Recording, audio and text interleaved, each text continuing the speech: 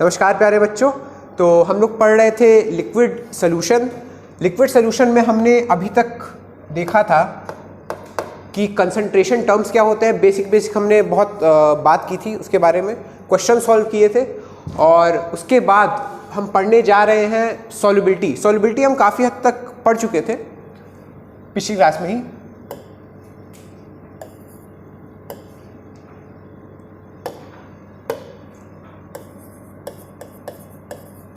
हम पढ़ रहे थे सॉल्युबिलिटी।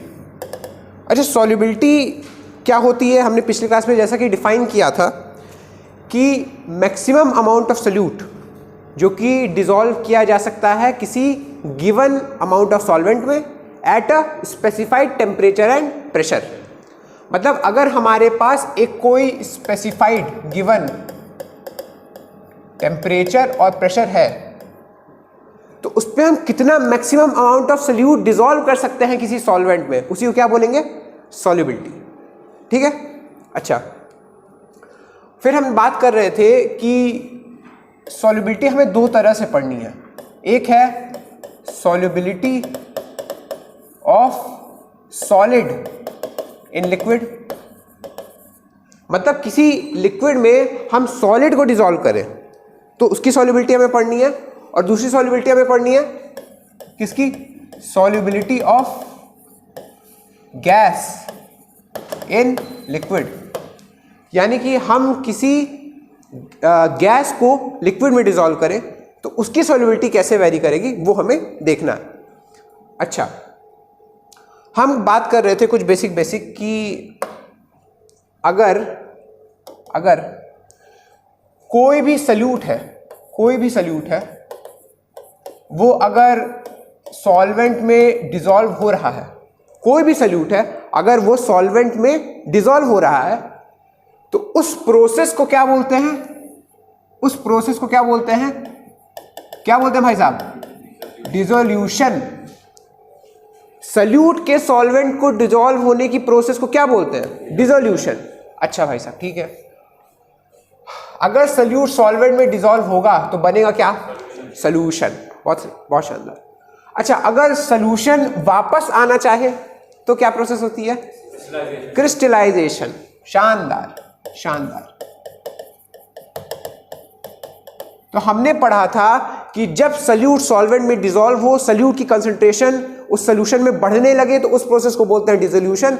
जब सॉल्यूट के पार्टिकल्स आपस में टकराकर वापस क्रिस्टल्स फॉर्म करने लगे, सॉल्यूशन था पर सॉल्यूट के पार्टिकल दो तरह, मैंने बताया था कि दो तरह के सॉल्यूट पार्टिकल्स उस सॉल्यूशन में होंगे। एक, हाँ बिल्कुल, एक वो जो डिसॉल्व सॉल्यूट पार्टिकल्स होंगे और एक वो जो अनडिसॉल्व सॉल्यूट पार्टिकल्स होंगे। जब अनडिसॉल्व सॉल्यूट पार्टिकल्स और डिसॉल्व सॉल्यूट पार्टिकल्स आपस में कोलाइड करते हैं तो क्रिस्टल्स फॉर्म होते हैं, और क्रिस्टल्स फॉर्म होते हैं तो वो सॉल्यूशन के रिवर्स बैकवर्ड रिएक्शन चला जाएगा।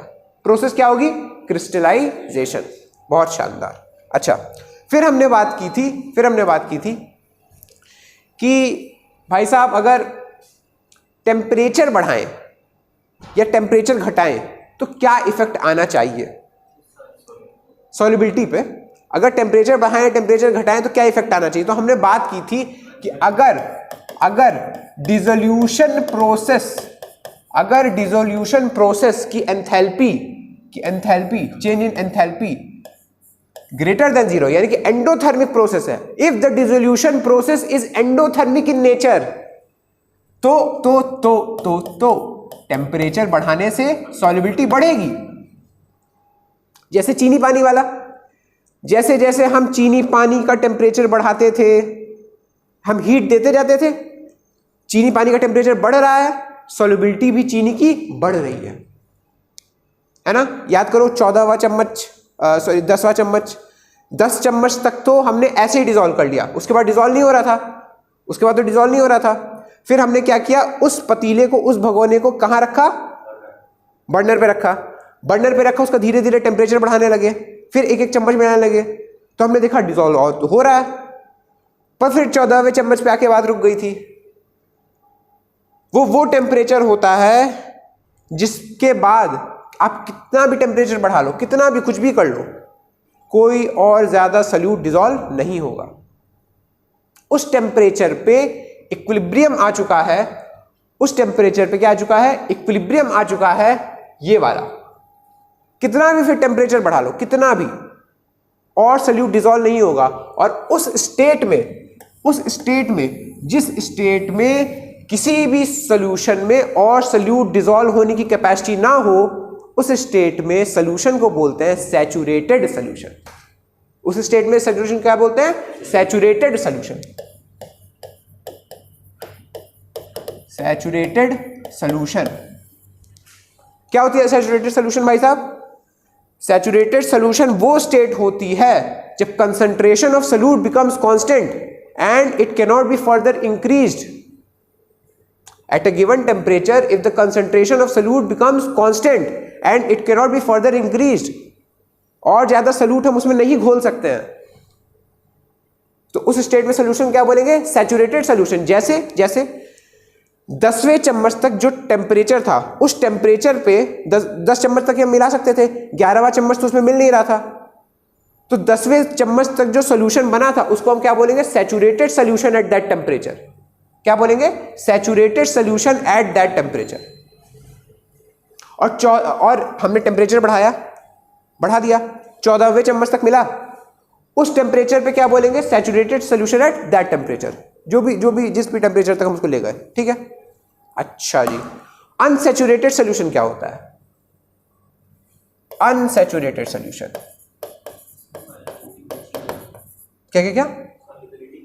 हाँ, सॉल्युबिलिटी बची हो, यानी कि हम उसमें और ज्यादा सल्यूट डिसॉल्व कर सकते हैं, हम उसी टेम्परेचर पे उसमें और ज्यादा सल्यूट डिसॉल्व कर सकते हैं। जैसे मान लीजिए 1 से लेके 10वें चम्मच के बीच में कहीं भी अगर हम सोल्यूशन को देखें, 1 से लेके 10वें चम्मच के बीच में कहीं भी अगर हम उस सोल्यूशन को देखें, तो क्या हम उसको अनसैचुरेटेड सोल्यूशन बोल सकते हैं? क्योंकि मान लीजिए 7वें चम्मच पे हम देख रहे हैं, हमने बोल दिया ये सोल्यूशन कैसा है, सैचुरेटेड है, अनसैचुरेटेड है? सैचुरेटेड नहीं है, अनसैचुरेटेड है। क्यों? क्योंकि हम उसमें 8वां चम्मच डिसॉल्व कर सकते हैं, 9वां चम्मच डिसॉल्व कर सकते हैं, 10वां चम्मच डिसॉल्व कर सकते हैं, यानी कि कौन सा सोल्यूशन हो गया भाई साहब, अनसैचुरेटेड सोल्यूशन। तो पहले लिखा जाए सैचुरेटेड सोल्यूशन और अनसैचुरेटेड सोल्यूशन का डेफिनेशन। लिखिए, सैचुरेटेड सोल्यूशन लिखा जाए, saturated solution, it is defined as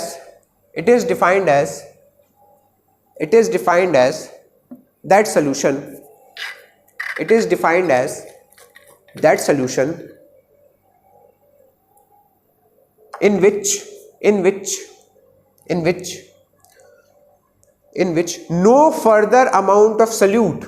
in which no further amount of solute can be dissolved, in which no further amount of solute can be dissolved at a given temperature. It is defined as that solution in which no further amount of solute can be dissolved at that given temperature. ठीक है, फिर लिखा जाए unsaturated solution.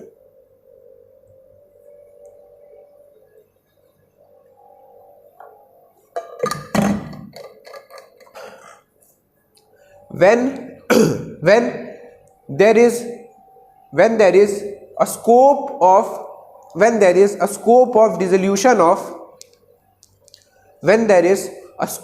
of dissolution of more amount of solute, when there is a scope of dissolution of more amount of solute, when there is a scope of dissolution of more amount of solute in a solution at a given temperature, किसी एक solution में at the given temperature more amount of solute can be dissolved, then the solution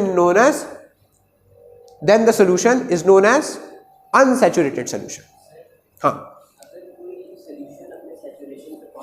बिल्कुल,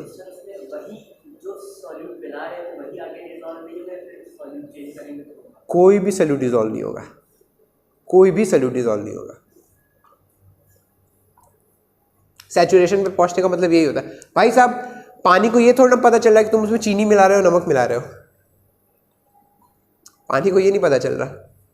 पानी को तो बस पता चलना हाँ मेरे में कुछ मिलाया जा रहा है, कुछ पार्टिकल्स मिलाए जा रहे हैं।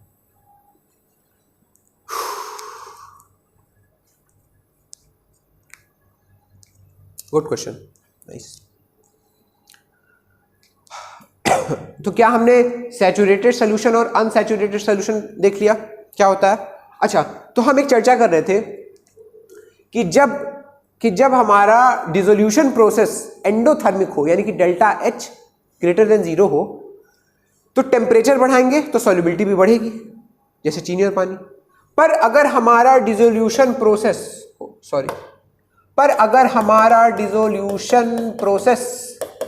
क्या हो? एक्सोथर्मिक का मतलब क्या होता है? Delta H less than 0। अगर ऐसा हो तो टेम्परेचर बढ़ाने पे सॉल्युबिलिटी घटेगी, ठीक है? टेम्परेचर बढ़ाने पे सॉल्युबिलिटी घटेगी। अब ऐसे एग्जांपल जिनके डिसोल्यूशन में डेल्टा H लेस देन 0 वो बहुत कम होते हैं, खासकर सॉलिड्स में तो बहुत ही कम।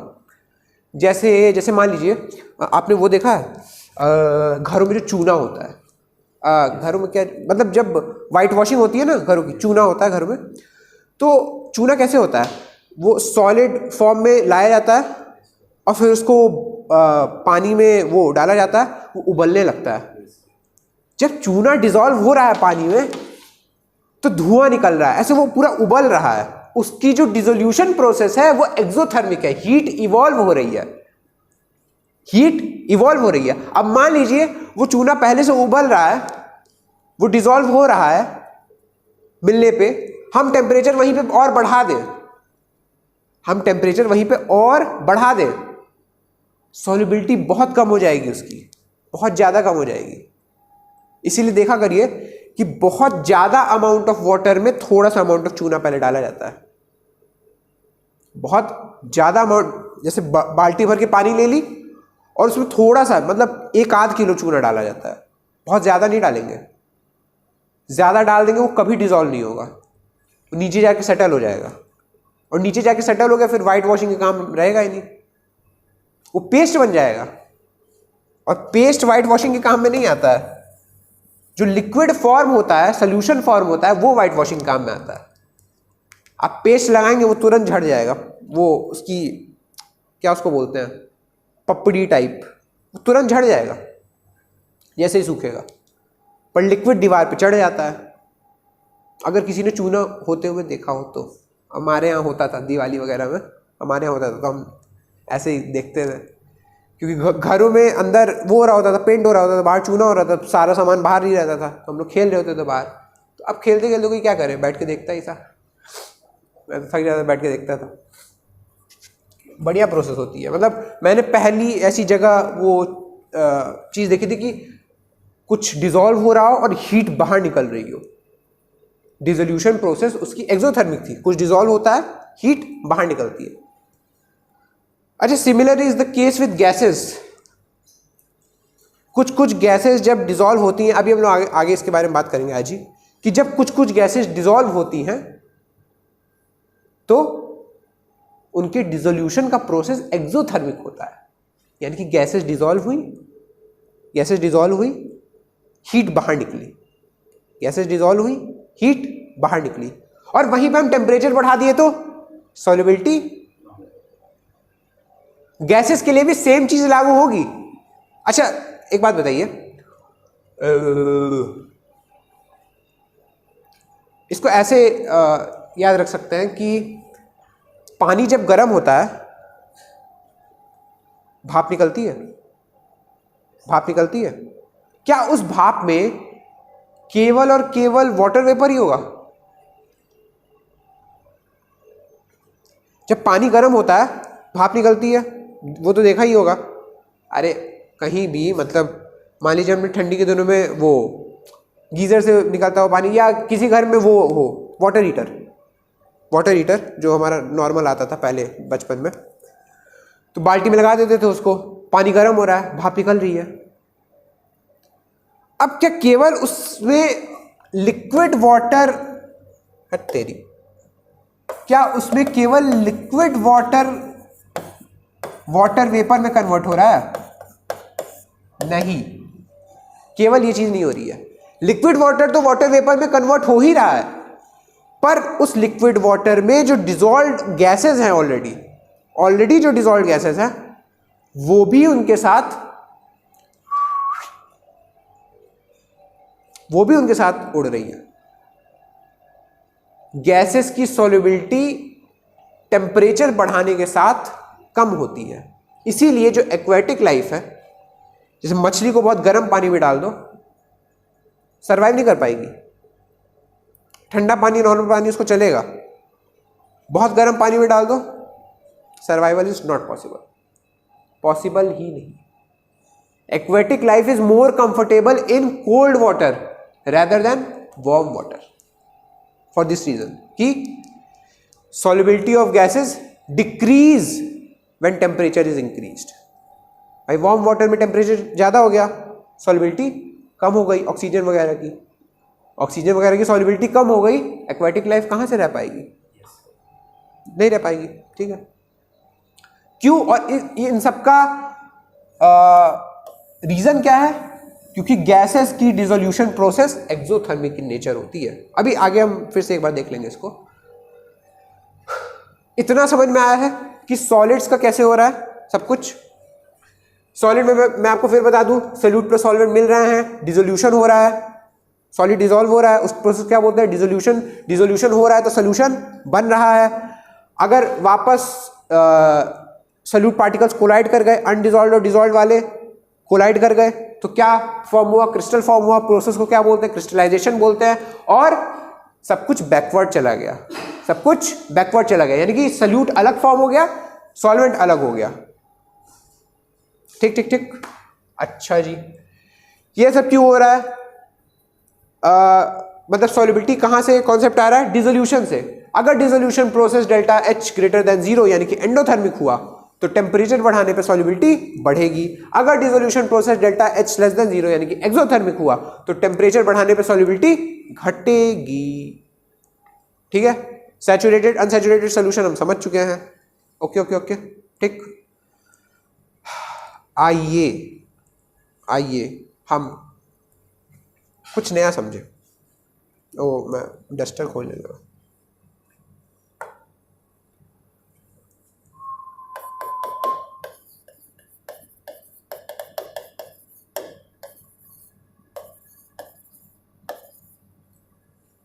Solubility of gases in liquids, ये क्या हुआ? भूत। Solubility of gases in liquids। अच्छा, गैसेस जब लिक्विड में किसी भी डिसॉल्व होती हैं तो कैसे होती होंगी?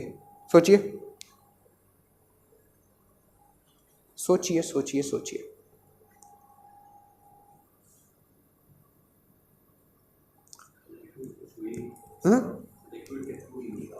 लिक्विड के थ्रू। अच्छा, जैसे मैं आपके सामने एक पिक्चर बनाता हूं, ये देखिए।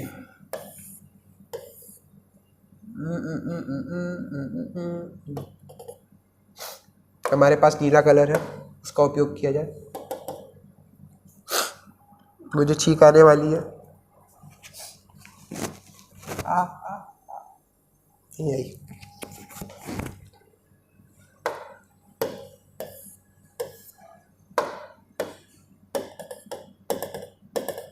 पानी। ठीक। अच्छा, कोई भी रैंडम गैस लेते हैं, किस कलर की ले? कोई नई कलर की गैस लेते हैं।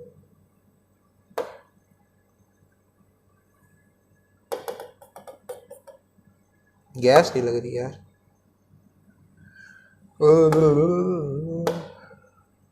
देखिएगा,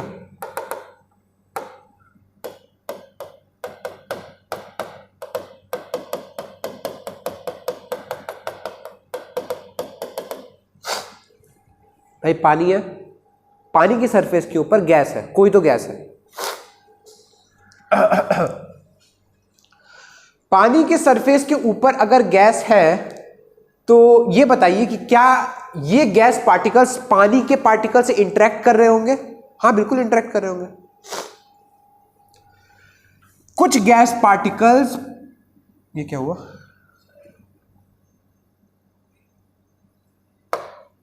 कुछ गैस पार्टिकल्स इस वाटर सरफेस के अंदर जाना चाहेंगे,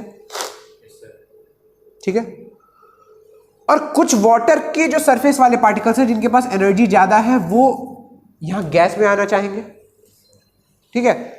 कुछ, मैंने क्या बोला, कुछ गैस पार्टिकल्स इस वाटर की सरफेस के अंदर जाना चाहेंगे और कुछ वाटर के सरफेस वाले एक्साइटेड पार्टिकल्स इस गैस के अंदर आना चाहेंगे, ठीक है।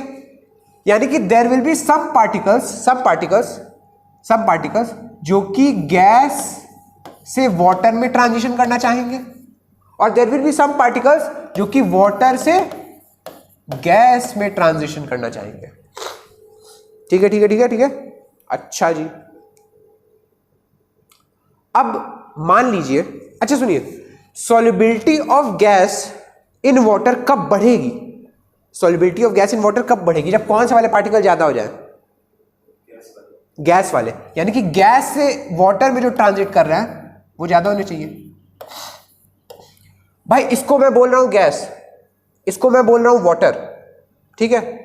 गैस से वाटर में ट्रांजिट करना मतलब ये जो गैस पार्टिकल्स हैं ये वाटर की जो बीच की स्पेसेस है उसमें घुस जाएं और अपनी कंसंट्रेशन बढ़ा लें अंदर। वाटर से गैस में जाना मतलब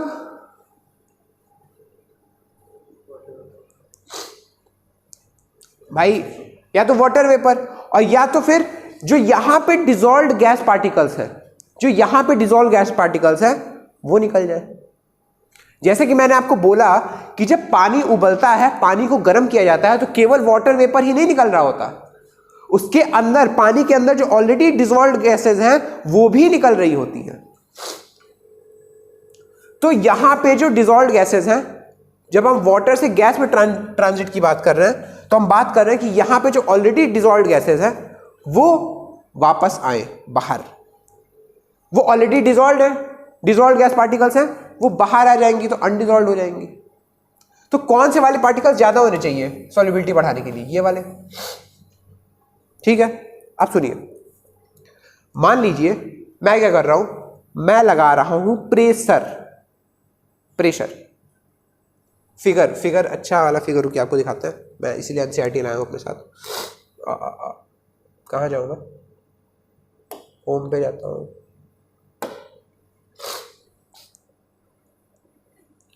रुकिए,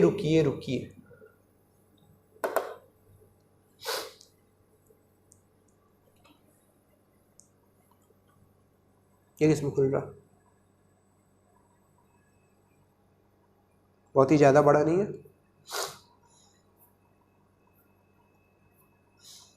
आजा आजा आजा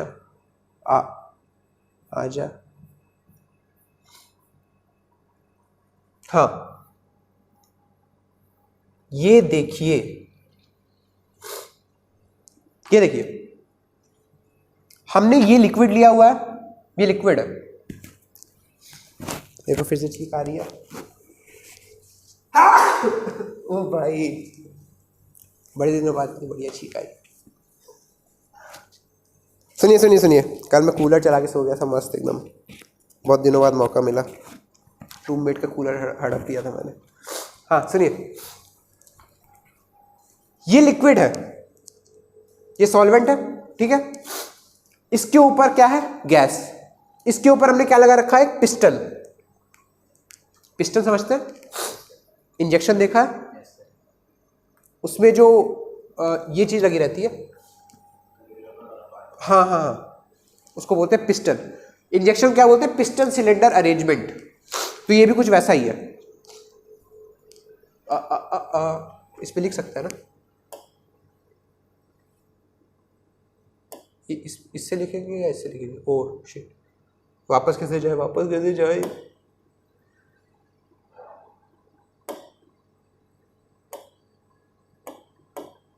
अच्छा ठीक है, हाँ सुनिए,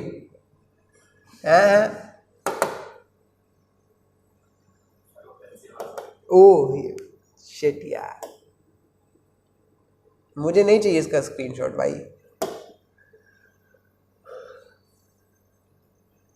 कुछ भी होने लगता है। हाँ आ जाओ। हाँ धन्यवाद, काले पे ही रहने देते हैं अभी।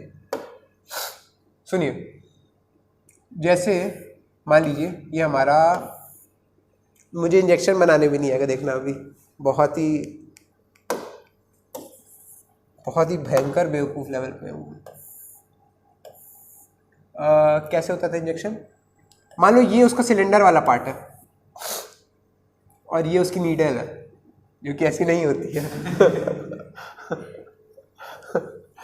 अंदर मैं पिस्टन बना दूंगा और ये कुछ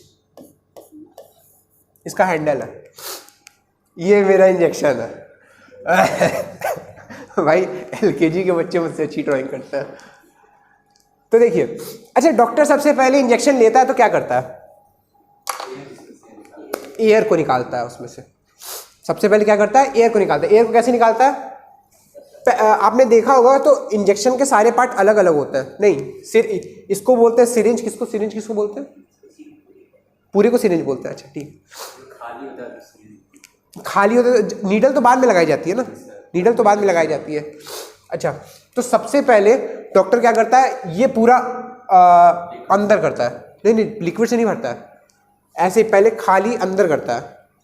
जैसे उससे खाली अंदर करने से एयर तो जाएगी नहीं, लिक्विड से ही भरता है ना।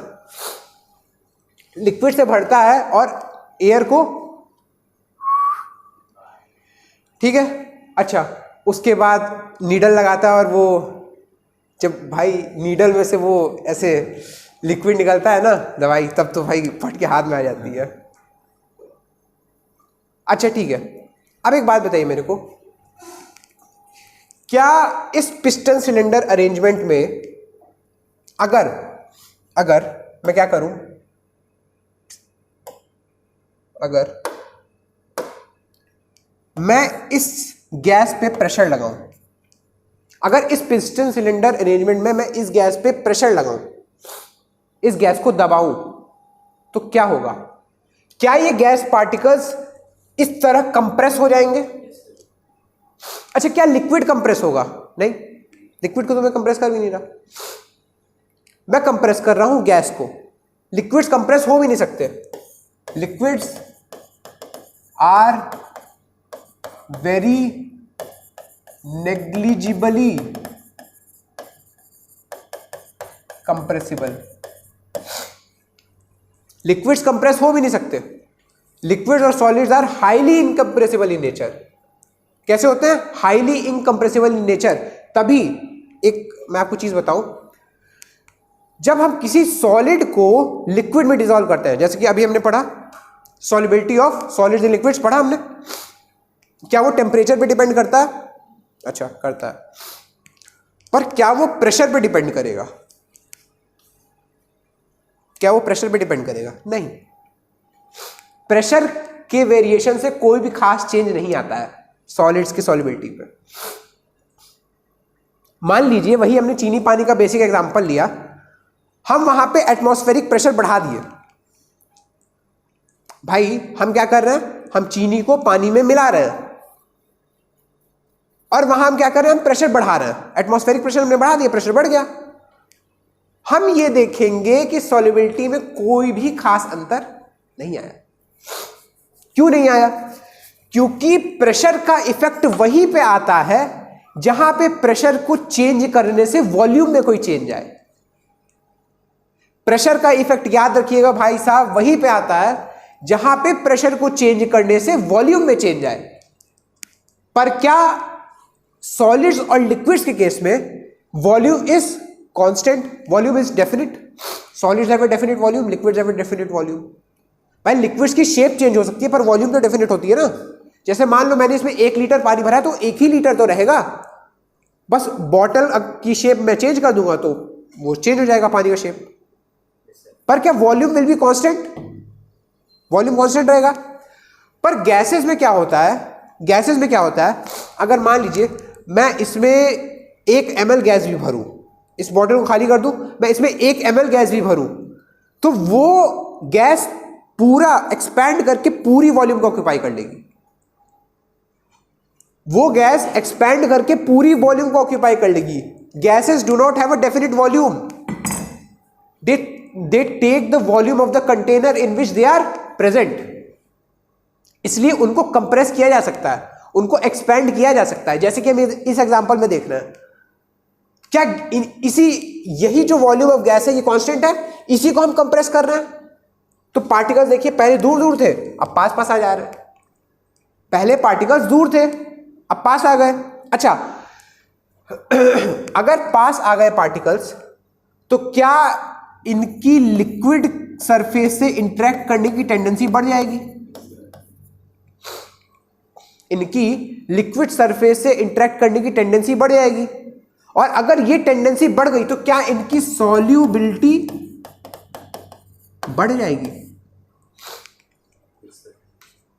भाई साहब, जब ये गैस पार्टिकल्स लिक्विड सरफेस से ज्यादा इंटरेक्ट करने लगेंगे तो क्या इनकी सॉल्युबिलिटी बढ़ जाएगी? अच्छा ठीक है। अब ये बताइए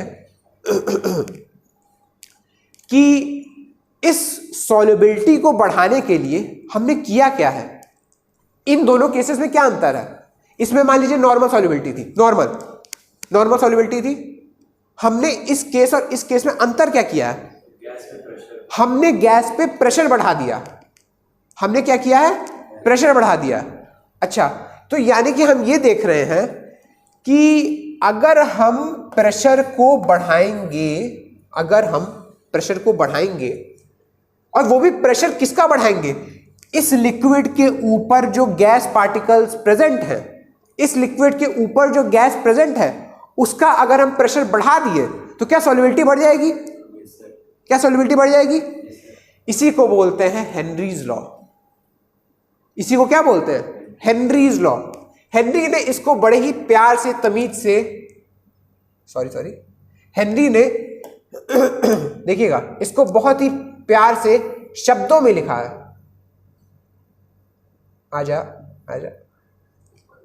अच्छा, इतना ही है ना? हाँ, तो हेनरी ने इसको एक क्वांटिटेटिव रिलेशन के फॉर्म में दिया between pressure and solubility of gas. ठीक है। अब मान लीजिए हम सॉल्युबिलिटी ऑफ गैस को किसी एक कंसंट्रेशन टर्म से डिनोट कर दें। हम किसी से भी कर सकते हैं। मान लीजिए हमने मोलैलिटी से कर दिया, मोलैरिटी से कर दिया, percent weight by weight, percent volume by volume, किसी चीज से भी कर दिया।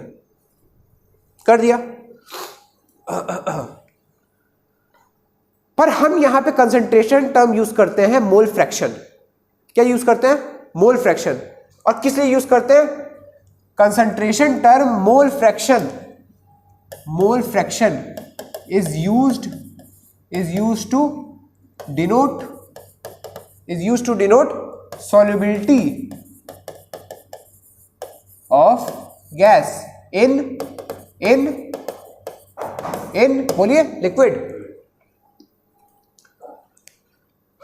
कौन सा कंसंट्रेशन टर्म हम यूज कर रहे हैं? Mole fraction. Mole fraction is used to denote the solubility of gas in liquid. और मान लीजिए हम P यूज कर रहे हैं टू डिनोट पार्शियल प्रेशर। अच्छा, पार्शियल प्रेशर आप समझते हैं? पार्शियल प्रेशर ना, पार्शियल प्रेशर 11th में अगर आपने पढ़ा हो तो, 11th में पढ़ाया जाता है क्योंकि chapter 5 states of matter. Dalton's law of partial pressure नहीं? अच्छा सुनिए, एटमॉस्फेयर में कितनी गैसेस हैं? बहुत सारी। पहले समझ लेते हैं पार्शियल प्रेशर क्या होता है, नहीं तो आप क्वेश्चन तो सॉल्व कर लेंगे पर आपको फील नहीं आएगी थोड़ी। वो कहाँ है? हाँ सुनिएगा, एटमॉस्फेयर में, ये चला जाएगा ना अपना। एटमॉस्फेयर में बहुत सारी गैसेस होती हैं। कौन कौन सी? जैसे नाइट्रोजन,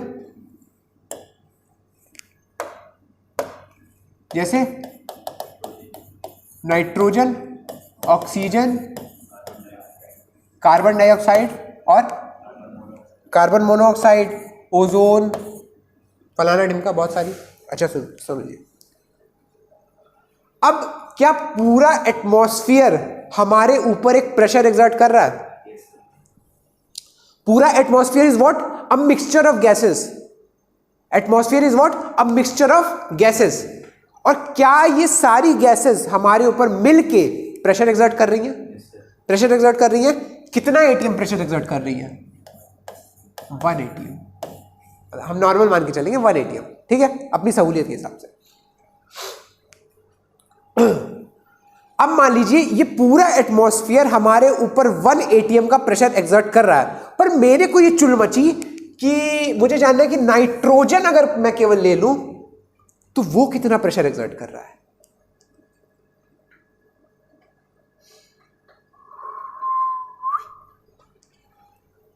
मैं ये बोल रहा हूं कि पूरा एटमॉस्फेयर कुल मिला के, पूरा atmosphere which is a mixture of these many gases, पूरा एटमॉस्फेयर कुल मिला के हमारे ऊपर 1 एटीएम प्रेशर एक्सर्ट कर रहा है। पर मुझे ये जानना है कि नाइट्रोजन अगर मैं केवल लूं, उसमें मैं बाकी सारी गैसेस हटा दूं, बाकी सारी गैसेस हटा दूं, तो केवल नाइट्रोजन मेरे ऊपर कितना प्रेशर एक्सर्ट कर रहा है। या मैं अगर बाकी सारी गैसेस हटा दूं, केवल ऑक्सीजन रखूं, तो ऑक्सीजन केवल मेरे ऊपर कितना प्रेशर एक्सर्ट कर रहा है। अगर हम इन गैसेस का इंडिविजुअल प्रेशर एक्सर्टेड निकालें, उसको बोलते हैं पार्शियल प्रेशर।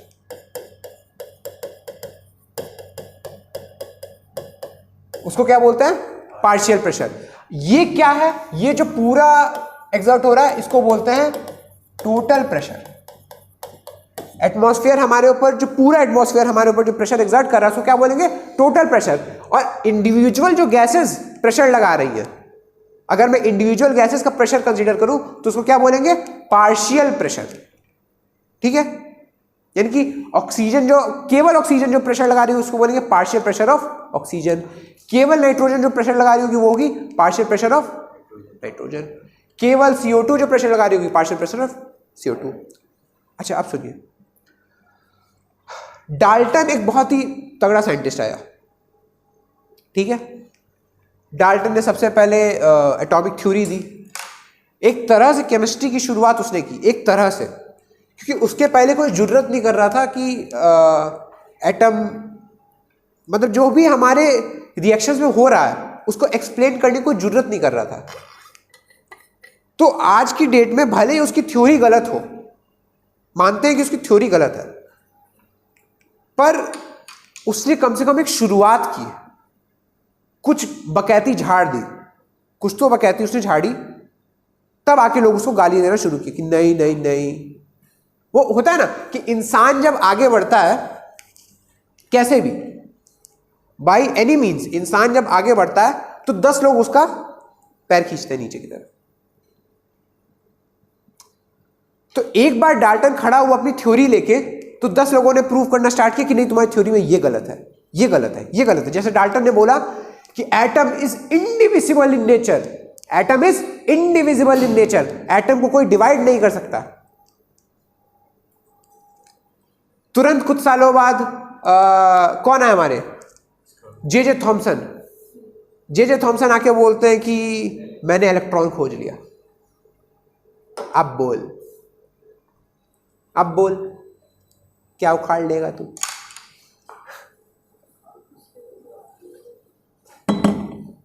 फिर कुछ साल बाद आके एक आदमी बोलता है मैंने न्यूट्रॉन खोज लिया, मैंने प्रोटॉन खोज लिया। अब भाई डाल्टन क्या करे इसमें? खोज लिया तो खोज लिया, खोज लिया तो खोज लिया, कम से कम उसने कुछ तो बोला। तब तो उसके बोले हुए पे तुम उसको गलत प्रूव करने के लिए काम कर रहे हो। डाल्टन की बहुत बड़ी कंट्रीब्यूशन है। डाल्टन एटॉमिक थ्योरी जब उसने दी, उसकी बहुत बड़ी कंट्रीब्यूशन थी, क्योंकि डाल्टन, अभी आप ये भी पढ़ेंगे ना, Dalton law of partial pressure, अभी मैं पढ़ाता हूं आपको। आप देखेंगे डाल्टन बहुत लॉजिकली सोचता था, बहुत उसका दिमाग ऐसा कुछ खास नहीं था, बहुत आम दिमाग था, एकदम हमारे आपके जैसा। ऐसा नहीं कि बहुत आइंस्टाइन लेवल वाला था कि उसकी बातें समझ ही में ना आए। भाई आइंस्टाइन की तो एक लाइन समझने में महीनों लग जाते हैं, कुछ नहीं समझ में आता। डाल्टन बड़ी सिंपल सिंपल बात करता था, बहुत सिंपल, एकदम हमारे आपकी जैसी। तो डाल्टन ने पार्शियल लॉ ऑफ प्रेशर के बारे में ये कहा है कि देखिएगा, total pressure is equal to total pressure जो मान लीजिए एक मिक्सचर ऑफ गैसेस है, मान लीजिए एक मिक्सचर ऑफ गैसेस है जिसमें गैस है, मान लीजिए ए गैस है, बी गैस है, सी गैस है, डी गैस है। These are mixture of gases. ठीक है, ये एक मिक्सचर है। अब मान लीजिए ये टोटल जो मिक्सचर ऑफ गैसेस है, ये मैं ऐसे एक सिलेंडर एक पिस्टन लगा दूं, एक पिस्टन लगा दिया। अच्छा, अब ये जो टोटल मिक्सचर ऑफ गैसेस है, ये इस पिस्टन पे कुछ पी टोटल प्रेशर एक्सर्ट कर रही है। ये जो टोटल मिक्सचर ऑफ गैसेस है ए, बी, सी और डी का, ये इस पिस्टन पे पी टोटल नामक प्रेशर एक्सर्ट कर रही है। पर मुझे ये जानने में इंटरेस्ट है कि ए कितना प्रेशर एक्सर्ट कर रहा है, बी कितना प्रेशर एक्सर्ट कर रहा है, सी कितना और डी कितना। तो उसके लिए क्या मैं ए, बी, सी और डी का पार्शियल प्रेशर निकालूंगा, मैं ए, बी, सी और डी का पार्शियल प्रेशर निकालूंगा। अच्छा ठीक है। तो डाल्टन ने दो बातें बोली, बहुत शानदार। डाल्टन ने बोला कि ये जो टोटल प्रेशर एक्सर्ट हो रहा है, it will be the sum of P A plus P B plus P C plus P D. कितनी लॉजिकल बात है, कितनी लॉजिकल बात है। डाल्टन बोलता है कि अगर इस मिक्सचर में 4 गैसेस हैं तो चारों गैस इंडिविजुअली जितना प्रेशर एक्सर्ट कर रही होंगी, वही मिला के उनका सम कर दो, बस वही टोटल प्रेशर आ जाएगा।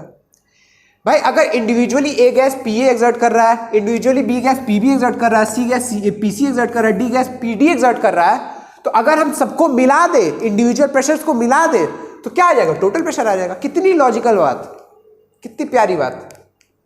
ठीक है। अच्छा, अब ये बताइए कि मैं एक कंपटीशन रखूं पंजा लड़ाने का, ठीक है, मैं एक कंपटीशन रखूं पंजा लड़ाने का, और उसमें रूल कुछ ऐसा रख दूं कि जिसके पास जितने हाथ, वो उतने हाथों से पंजा लड़ा सकता है। इमेजिनरी सिचुएशन, इमेजिनरी कंसीडर करते हैं, ठीक है। यहां हम ये मान के चल सकते हैं कि हमारे पास 2 से ज्यादा हाथ भी हो सकते हैं, 2, 3, 4, 5 जितने हाथ। पर रूल ये है कि जिसके पास जितने हाथ होंगे वो उतने हाथों से पंजा लड़ा सकता है। मान लीजिए किसी आदमी के पास एक ही हाथ है तो एक से ही पंजा लड़ाएगा। अगर मेरे पास 2 हाथ है तो मैं दोनों यूज कर सकता हूं उस एक के मुकाबले भी। अगर मेरे पास 3 है कहीं से तो मैं तीनों यूज कर सकता हूं, 4 है तो चारों यूज कर सकता हूं, ठीक है। तो जिस आदमी के पास जितने हाथ होंगे, क्या उसके जीतने के चांसेस उतने ही ज्यादा होंगे, उसकी जीतने की प्रोबेबिलिटी उतनी ही ज्यादा होगी, ठीक है, उसका दम उतना ही ज्यादा होगा। अच्छा, सिमिलरली जिस गैस की क्वांटिटी जितनी ज्यादा होगी वो उतना ही ज्यादा प्रेशर लगाएगा। लॉजिकल बात, लॉजिकल। जिस गैस की क्वांटिटी जितनी ज्यादा होगी वो उतना ही ज्यादा प्रेशर लगा पाएगा। तो डाल्टन ने ये बोला कि मान लीजिए मुझे पार्शियल प्रेशर ऑफ ए निकालना है, मान लीजिए मुझे पार्शियल प्रेशर ऑफ ए निकालना है। तो अच्छा, क्या किसी भी गैस का पार्शियल प्रेशर टोटल प्रेशर से ज्यादा आ सकता है? नहीं आ सकता। गुड। किसी भी गैस का पार्शियल प्रेशर टोटल प्रेशर से ज्यादा आ नहीं सकता, वो टोटल प्रेशर का एक फ्रैक्शन आ सकता है, फ्रैक्शन। तो डाल्टन ने सुंदर बात ये बोली कि partial pressure of any gas A is equal to mole fraction of A into total pressure. अच्छा, मोल फ्रैक्शन क्या होता है? मोल फ्रैक्शन क्या होता है? Moles of A upon total moles, यानी कि ए का कितना भाग प्रेजेंट है एज कंपेयर टू टोटल, ए का कितना भाग प्रेजेंट है एज कंपेयर टू टोटल। क्या कोई लॉजिकल बात साउंड कर रही है? बहुत लॉजिकल। भाई एक जितनी ज्यादा अमाउंट में होगी उतना ही ज्यादा प्रेशर लगा रहा होगा, ए जितना ज्यादा अमाउंट में होगा उतना ही ज्यादा प्रेशर लगा रहा होगा। डाल्टन ने भी वही बात बोली कि अगर हमें पार्शियल प्रेशर ऑफ ए निकालना है तो मोल फ्रैक्शन जितना उसका ज्यादा होगा उतना उसका पार्शियल प्रेशर ज्यादा होगा, क्योंकि टोटल प्रेशर तो सबके लिए कांस्टेंट है। मान लीजिए हम पीबी लिख दें, PB is equal to mole fraction of B into total pressure, PC is equal to mole fraction of C into total pressure, PD is equal to mole fraction of D into total pressure. Total pressure तो सबके लिए same है, total pressure सबके लिए same है, अलग क्या है mole fraction. And what is mole fraction? There relative quantities, there relative quantity by mole. भाई मोल के हिसाब से उनकी जो रिलेटिव क्वांटिटी है वही तो मोल फ्रैक्शन हुई। मोल के हिसाब से जो उनकी रिलेटिव क्वांटिटी है वही तो मोल फ्रैक्शन हुई। ठीक है, तो डाल्टन ने दो बातें कही। डाल्टन की पहली बात क्या थी कि अगर एक मिक्सचर ऑफ गैसेस है, अगर एक मिक्सचर ऑफ गैसेस है तो total pressure exerted bye them will be the sum of individual partial pressures. The total pressure exerted by them will be a sum of individual partial pressures of the gases. ठीक है, पहली बात। दूसरी बात Dalton ने क्या कही कि अगर हमें किसी भी एक इंडिविजुअल पार्शियल प्रेशर को निकालना है तो हम क्या करेंगे, उस गैस के मोल फ्रैक्शन से टोटल प्रेशर को मल्टीप्लाई कर देंगे। ठीक है, ये दोनों बातें समझ में आई है तो लिख लीजिए Dalton's law of partial pressure. पहले तो लिख लीजिए पार्शियल प्रेशर क्या होता है, पार्शियल प्रेशर समझ में आ गया। एक होता है टोटल प्रेशर, टोटल प्रेशर यानी कि जो भी मिक्सचर ऑफ गैसेस हमारे ऊपर एक प्रेशर एक्सर्ट कर रही है उसको क्या बोलेंगे, टोटल प्रेशर। और अगर उसमें से हमें किसी एक गैस द्वारा प्रेशर निकालना हो तो उसको क्या बोलेंगे, partial pressure of that gas. तो लिख लीजिए partial pressure, partial pressure it is the pressure exerted, it is the pressure exerted, it is the pressure exerted by a single gas, it is the pressure exerted by a single gas, it is the pressure exerted by a single gas in a mixture of gases, it is the pressure exerted by a single gas in a mixture of gases, it is the pressure exerted by a single gas in a mixture of gases. Total pressure क्या होता है भाई साहब, total pressure it is the pressure exerted by all the gases present in a mixture of gas. It is the pressure exerted by all the gases present in a mixture of gases.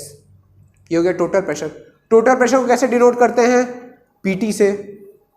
Total pressure को कैसे denote करते हैं, PT से। और partial pressure को double P या P जैसे भी लिखो।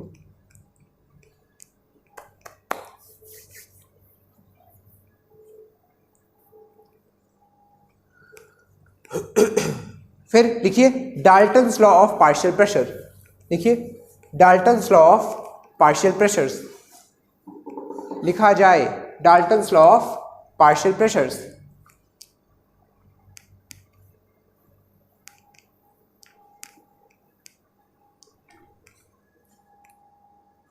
Dalton's law of partial pressure ये बोलता है, पहला स्टेटमेंट, कि the total pressure exerted by a mixture of gases is equal to sum of the individual partial pressures of all the gas components.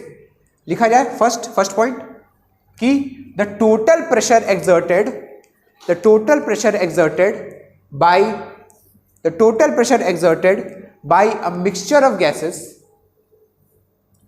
the total pressure exerted by a mixture of gases, the total pressure exerted by a mixture of gases is equal to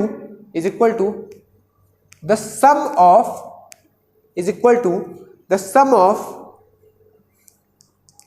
of all the individual partial pressures, is equal to the sum of all the individual partial pressures, is equal to the sum of all the individual partial pressures। यानी कि लिख लीजिए PT is equal to PA plus PB plus PC plus PD, up to जहां भी लिखना चाहें, dot dot dot.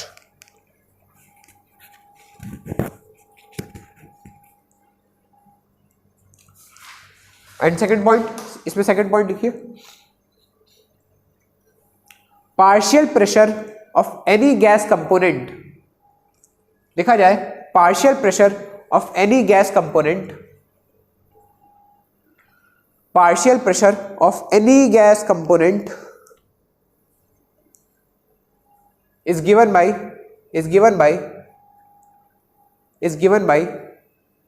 the multiplication of partial pressure of any gas component is given by the multiplication of its mole fraction with total pressure. Partial pressure of any gas component is given by multiplication of its mole fraction with total pressure.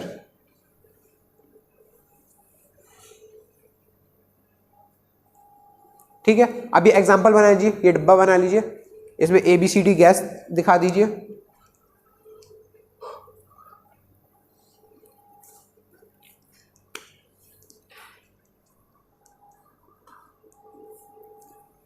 ये example बना लीजिए और ये चारों gases का partial pressure लिख लीजिए, PA, PB, PC, PD। क्या आपको फील आ गई पार्शियल प्रेशर होता क्या है? समझ में आ गया ना? ठीक है, मतलब कोई भी इंडिविजुअल गैस जो प्रेशर एक्सर्ट कर रही है, बाकी गैसेस को भुला दो उस समय। जब पार्शियल प्रेशर की बात करें तो बाकी गैसेस को भूल जाओ, केवल जिस गैस की बात हम करेंगे उसी गैस का हमें प्रेशर लेना है। ठीक है भाई साहब, ओके ओके ओके।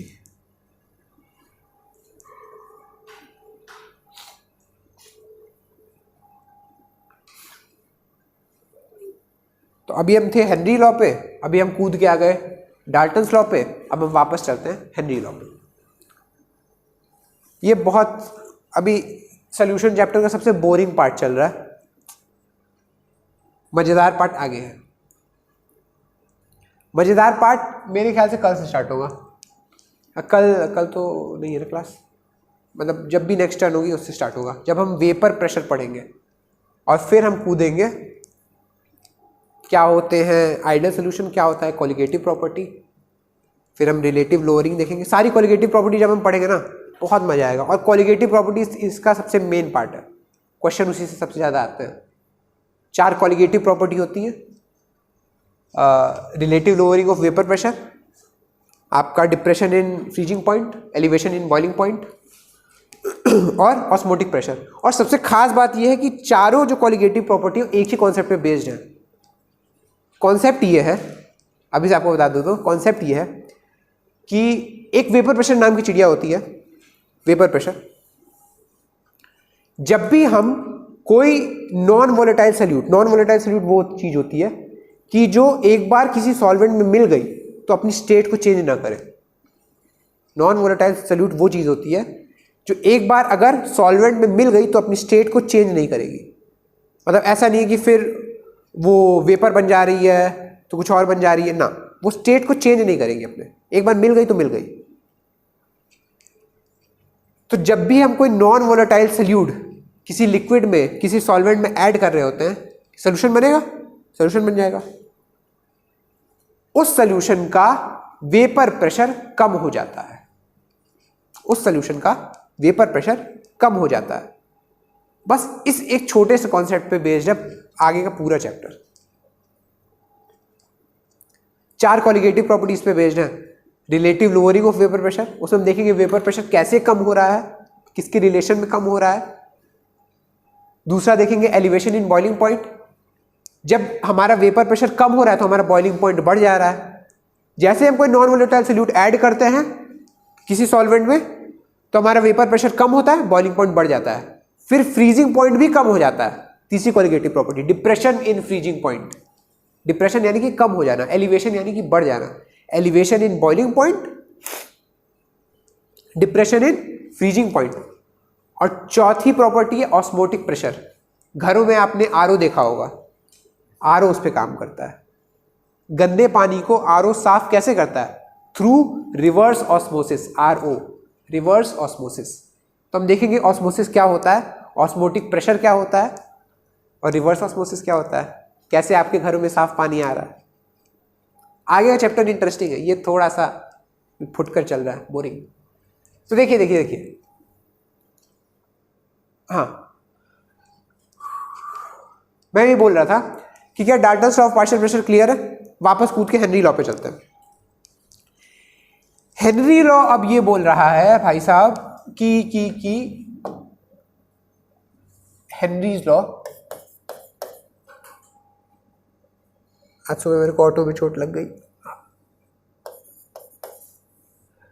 दर्द कर रहा है। हेनरीज लॉ, हेनरीज लॉ ये बोल रहा है, समझिएगा, कि मेरे को फिगर की जरूरत है। फिगर के लिए वापस go back to NCERT, go back. यार इसमें वो नहीं है क्या, रुको, ये होना चाहिए ना, मल्टीपल टैब्स, यस। हाँ, हेनरी लॉ ये बोल रहा है, समझिएगा, कि ये जो गैस है इसका कुछ पार्शियल प्रेशर होगा, ये जो गैस है इसका कुछ पार्शियल प्रेशर होगा। इस केस से स्टार्ट करते हैं, पहले इस केस से स्टार्ट करते हैं। ये जो गैस है इसका कुछ पार्शियल प्रेशर है जो कि इस लिक्विड के ऊपर आ रहा है। अच्छा, इसमें नॉर्मल सॉल्युबिलिटी है, बहुत ज्यादा सॉल्युबिलिटी तो है नहीं, gas particles normally liquid surface से इंटरेक्ट कर रहे हैं तो कुछ कुछ अंदर जाएंगे, थोड़ी बहुत सॉल्युबिलिटी होगी, ये मानते हैं। पर जैसे ही हमने इस पे प्रेशर बढ़ाया, जैसे ही हमने पिस्टन लगा के इस गैस पे प्रेशर बढ़ाया, क्या ये गैस पार्टिकल्स कंप्रेस हो गए? ये गैस पार्टिकल्स कंप्रेस हो गए। अब ये गैस पार्टिकल्स कंप्रेस हो गए तो क्या इनका पार्शियल प्रेशर भी ज्यादा हो गया? हमने एक्सटर्नली पहले प्रेशर बढ़ाया है, हमने गैस पे प्रेशर बढ़ाया, पर कॉन्सिक्वेंटली क्या हुआ, एज ए रिजल्ट क्या हुआ कि ये जो गैस पार्टिकल्स वाटर पे प्रेशर लगा रहे थे वो भी ज्यादा हो गया। यानी कि वाटर पे जो ये प्रेशर लगाए थे, एक मिनट, ये जो गैस पार्टिकल्स वाटर पे जो प्रेशर लगा रहे थे, इनका पार्शियल प्रेशर वो भी ज्यादा हो गया हमारे प्रेशर लगाने की वजह से। अच्छा, इनका पार्शियल प्रेशर ज्यादा हुआ तो उसका रिजल्ट हमें देखने को ये मिल रहा है कि सॉल्युबिलिटी बढ़ गई। अभी हम चर्चा कर रहे थे ना कि जैसे ही हम प्रेशर बढ़ाएंगे गैस पार्टिकल्स पास में आएंगे और क्या इनकी इंटरेक्शन की पॉसिबिलिटी बढ़ जाएगी। इनके इंटरेक्शन की पॉसिबिलिटी बढ़ी, यानी कि गैस पार्टिकल्स के वाटर में डिसॉल्व होने की पॉसिबिलिटी बढ़ जाएगी। और क्या इस चीज से उनकी सॉल्युबिलिटी बढ़ गई? यानी कि हम पार्शियल प्रेशर को देखें तो पार्शियल प्रेशर जितना ज्यादा होगा सॉल्युबिलिटी उतनी ज्यादा होगी। यानी कि पार्शियल प्रेशर ऑफ, सुनिएगा, partial pressure of gas above the liquid surface, partial pressure of gas above the liquid surface है ये, ऐसा नहीं कि डिसॉल्व्ड वाला। गैस दो तरह की है इस पूरे पिक्चर में, इस पूरे पिक्चर में दो तरह की गैस है, समझिएगा। जैसे मैं आपको बताया था एक अनडिसॉल्व्ड सोल्यूट पार्टिकल था, एक डिसॉल्व्ड सोल्यूट पार्टिकल था, वैसे ही यहां पे एक तो डिसॉल्व्ड गैस पार्टिकल है जो कि डिसॉल्व हो चुकी है, और एक यहां पे अनडिसॉल्व्ड गैस पार्टिकल है, ये अभी डिसॉल्व नहीं हुई है पर होने की टेंडेंसी रखती है। तो हम किसका पार्शियल प्रेशर बढ़ा रहे हैं, इसका या इसका? इसका, ऊपर वाले का। और ऊपर वाले का बढ़ा रहे तभी तो सॉल्युबिलिटी बढ़ रही है। यानी कि partial pressure of the gas above the liquid surface is directly proportional to solubility of gas in liquid.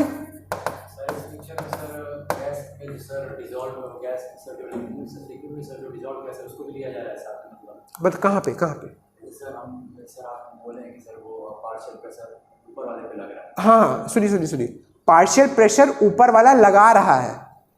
सुनिएगा एक मिनट।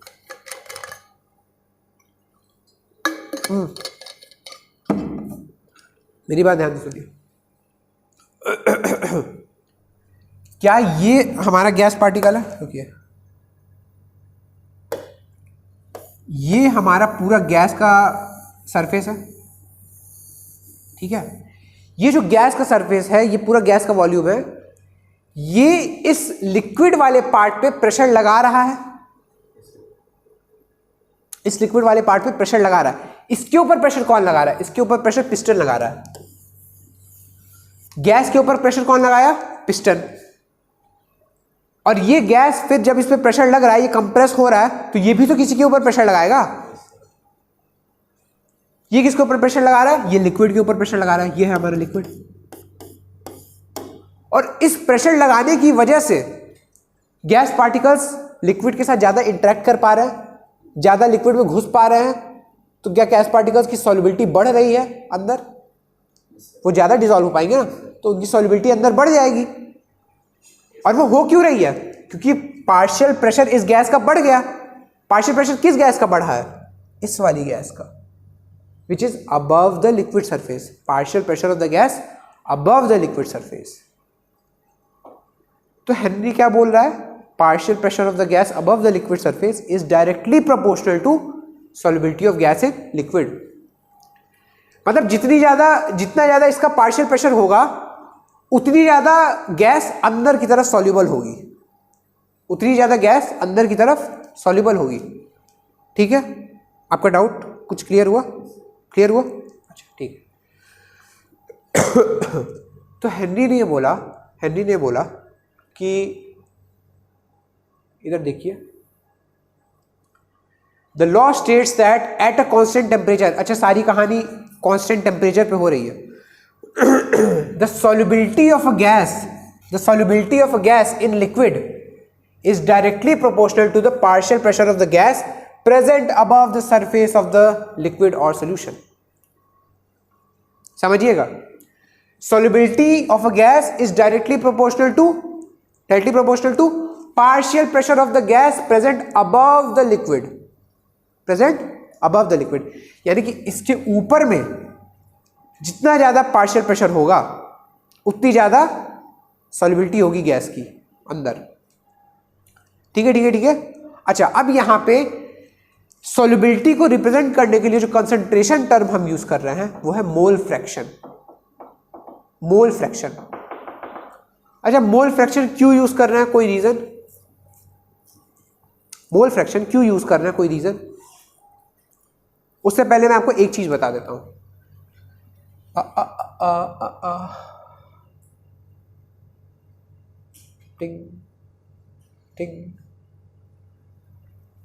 मैं आपको एक नई चीज बताता हूं, और वो नई चीज है temperature dependence of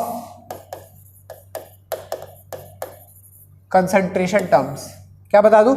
temperature dependence of concentration terms. यानी कि जो कंसंट्रेशन टर्म्स हमने 7 तरह की पढ़ी हैं, उनमें से कौन कौन सी कंसंट्रेशन टर्म टेम्परेचर पे डिपेंड करती हैं और कौन कौन सी नहीं करती है। इस चीज के लिए एक बात दिमाग में रख लीजिए। क्या रखिए? कि वॉल्यूम ऑफ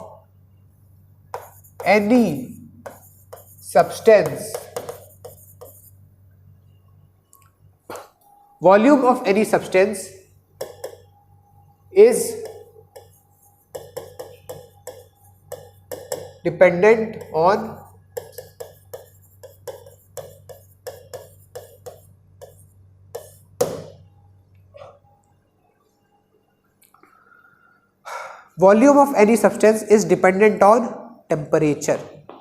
मतलब किसी भी सब्सटेंस का वॉल्यूम उसके टेम्परेचर पे डिपेंड करेगा। अगर टेम्परेचर चेंज होगा तो थोड़ा बहुत ही सही वॉल्यूम चेंज होगा। ये स्टेटमेंट समझ गए?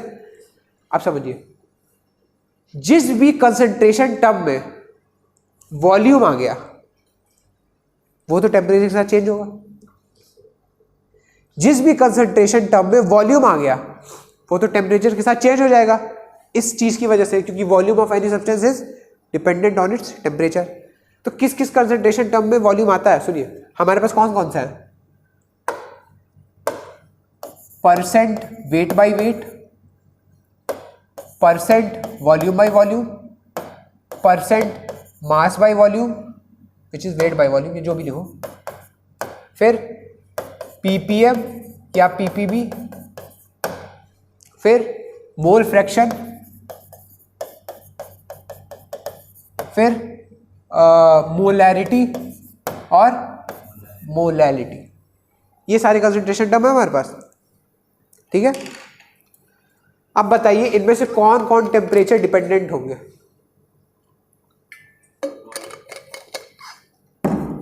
वॉल्यूम वाले सारे, यानी कौन कौन से? क्या ये टेम्परेचर डिपेंडेंट, ये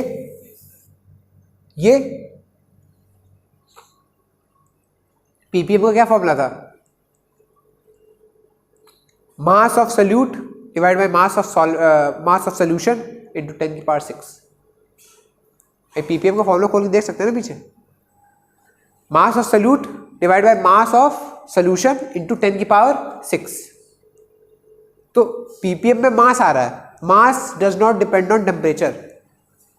तो क्या पीपीएम टेम्परेचर डिपेंडेंट टर्म होगी?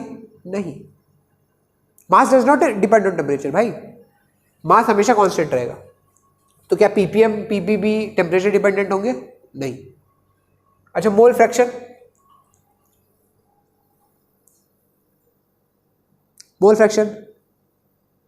सोचिए, टेम्परेचर डिपेंडेंट या नहीं? हाँ हाँ हाँ हाँ, नहीं, अरे कुछ बताइए। नहीं नहीं नहीं, हाँ हाँ नहीं। टेम्परेचर इंडिपेंडेंट, मोल्स भी टेम्परेचर पे डिपेंड नहीं करते। Mole fraction is a temperature independent term. Molarity करेगा moles of solute divide by volume of solution in litre. Molality नहीं करेगा, moles of solute divide by mass of solvent in kg. तो ये जो 3 term है वो टेम्परेचर डिपेंडेंट टर्म्स है, बाकी चारों टेम्परेचर इंडिपेंडेंट टर्म्स है। हम ये देख रहे हैं कि जब गैसेस की सॉल्युबिलिटी हम मेजर कर रहे हैं तो वहां पे टेम्परेचर चेंज होने का भी स्कोप है। तो हमें सॉल्युबिलिटी को किसी ऐसे कंसंट्रेशन टर्म से रिप्रेजेंट करना है जो टेम्परेचर चेंज होने पे भी कांस्टेंट रहे, वो चेंज ना हो जाए। तो हम इन तीनों को तो यूज कर नहीं सकते, क्योंकि जैसे ही टेम्परेचर चेंज होगा ये तीनों टर्म का वैल्यू चेंज हो जाएगा। क्यों ऐसा क्यों हो रहा है? क्योंकि अभी हम देखेंगे कि सॉल्युबिलिटी ऑफ गैसेस टेम्परेचर पे भी डिपेंड कर रहे हैं। सॉल्युबिलिटी ऑफ गैसेस टेम्परेचर पे भी डिपेंड कर रहा। तो अगर हम ये तीनों टर्म का यूज करें तो टेम्परेचर चेंज होगा तो भाई वॉल्यूम चेंज होगा, तो ये तीनों कंसंट्रेशन टर्म भी चेंज हो जाएगी। तो क्या क्या यूज कर सकते हैं? या तो ये, या तो ये, या तो ये, या तो ये। आप आगे देखेंगे कि आगे के पूरे चैप्टर में केवल एक कंसंट्रेशन टर्म यूज है और वो है मोलैलिटी। आगे के पूरे चैप्टर में केवल यही एक कंसंट्रेशन टर्म यूज में है, मोलैलिटी, और कुछ नहीं है। अच्छा, इसको हम यूज करते हैं जब जो हमारा सल्यूट है वो बहुत ही स्कैर्स अमाउंट में, बहुत ही छोटे अमाउंट में, बहुत ही छोटे। जैसे मैंने आपको एक एग्जांपल बताया ना इसका, कि एक बड़ी सी नदी में 1 चम्मच चीनी डाल दो, तो पीपीएम पीपीबी उसी अमाउंट को मेजर करने के लिए है। तो अगर हम मान लीजिए किसी भी नॉर्मल चीज का कंसंट्रेशन पीपीएम पीपीबी नापेंगे तो बहुत ज्यादा बड़ी वैल्यू आ जाएगी, न्यूमेरिकल वैल्यू बहुत ज्यादा बड़ी वैल्यू आ जाएगी। तो उसका हमारे लिए यूटिलिटी नहीं है, इसलिए हम इसको यूज करते नहीं है। परसेंटेज वेट बाय वेट का स्कोप बहुत लिमिटेड है, क्योंकि इसमें हम मास ऑफ सॉल्यूट ले रहे हैं, मास ऑफ सॉल्यूशन ले रहे हैं, दोनों मास में ले रहे हैं, और मास को किसी भी दूसरी चीज से रिलेट करने के लिए हमें डेंसिटी, वॉल्यूम सब चाहिए। पर मोल्स जो है उनका स्कोप बहुत ही वाइड है। मोल्स को रिलेट करने के लिए हमारे पास पहले से बहुत चीजें हैं, इसीलिए हम मोल फ्रैक्शन यहां पे लेते हैं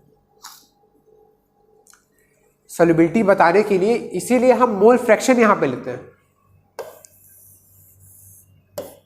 हम लेना चाहे तो इसको भी ले सकते थे, मोलैलिटी को। किसको? Molality, small m। पर बाकी पूरे चैप्टर में भी तो यही है। बाकी पूरे चैप्टर में केवल 4-5 फॉर्मूले हैं, केवल 4-5, और इतने लॉजिकल भाई साहब।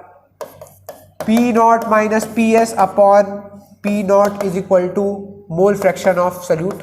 एक तो ये मोल फ्रैक्शन ऑफ सल्यूट, ठीक है, और P naught minus P S upon P S is equal to क्या बोलते हैं, मोलैरिटी। हाँ, मोलैरिटी। फिर एक तो ये हो गया relative lowering of vapour pressure का फॉर्मूला। फिर क्या था, elevation in boiling point, delta T B is equal to K B into M, delta T F is equal to K F into M, और pi is equal to C R T. बस इतने फॉर्मूले पे based है chapter, खत्म। तो बाकी सारी जगह पे मोलैरिटी ही तो यूज किया जा रहा है, स्मॉल एम। इसलिए हम यहां पे क्या ले रहे हैं, मोल फ्रैक्शन। क्या ले रहे हैं, मोल फ्रैक्शन। तो एज ए सॉल्युबिलिटी टर्म हम ले रहे हैं यहां पे मोल फ्रैक्शन। अच्छा, तो रिलेशन क्या बन रहा है, रिलेशन बनेगा हेनरी लॉ का, partial pressure of the gas above the liquid surface is directly proportional to mole fraction, of the gas dissolved। Mole fraction का सल्यूट बनता है, तो यहां पे सल्यूट क्या है, जो गैस डिसॉल्व हो रही है। यहां पे सॉल्वेंट क्या है, वाटर या लिक्विड, और सल्यूट क्या है, जो गैस हमारी डिसॉल्व हो रही है। तो स्टेटमेंट क्या है, पार्शियल प्रेशर, हेनरी लॉ का statement, partial pressure of the gas above the liquid surface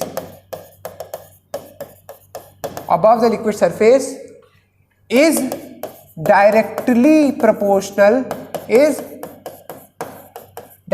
proportional to the mole fraction of gas dissolved। Partial pressure of the gas above the liquid surface is directly proportional to the mole fraction of the gas dissolved। ठीक है। अच्छा, तो क्या हम इससे लिख सकते हैं P is directly proportional to mole fraction। ठीक, अब अगर हम ये प्रोपोर्शनैलिटी का साइन हटा दें तो हमारे पास एक कांस्टेंट आएगा, उसको हम बोलते हैं हेनरी लॉ कांस्टेंट या Henry's constant.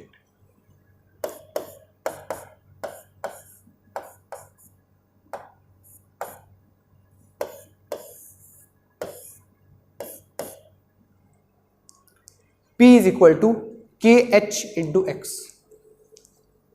P is equal to K H into X. K H को क्या बोलेंगे, हेनरीज कांस्टेंट या Henry law constant.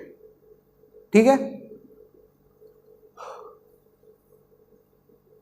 Henry law constant gas के नेचर पे डिपेंड करता है, लिख लीजिएगा, K H depends upon the nature of the gas. KH depends upon the nature of the gas।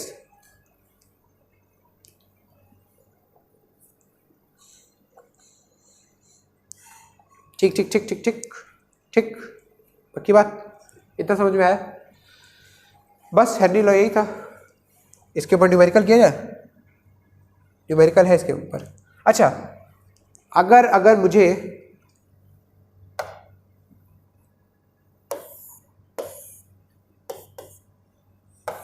Graph plot करना हो, कैसा ग्राफ आएगा,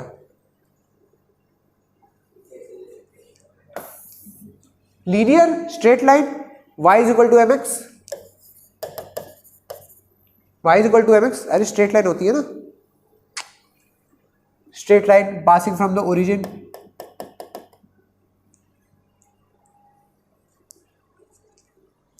कोई दिक्कत, आसान सी चीज, इसमें तो कोई दिक्कत नहीं।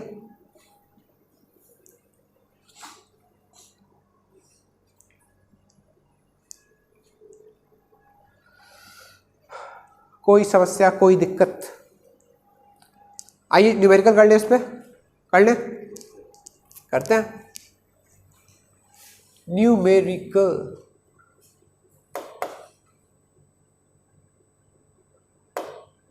उससे कभी नहीं हो पाएगा।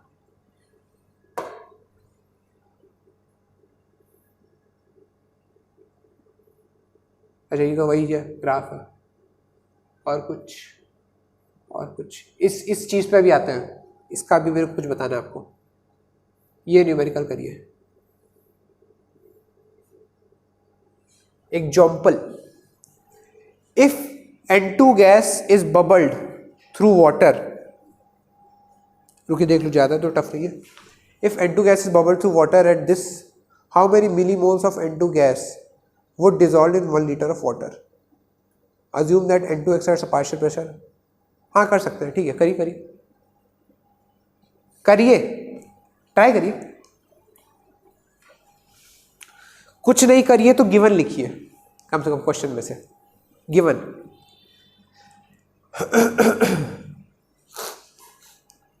अच्छा, हेनरी लॉ जो था उसमें अजम्पशन क्या मानी गई है? Temperature is constant.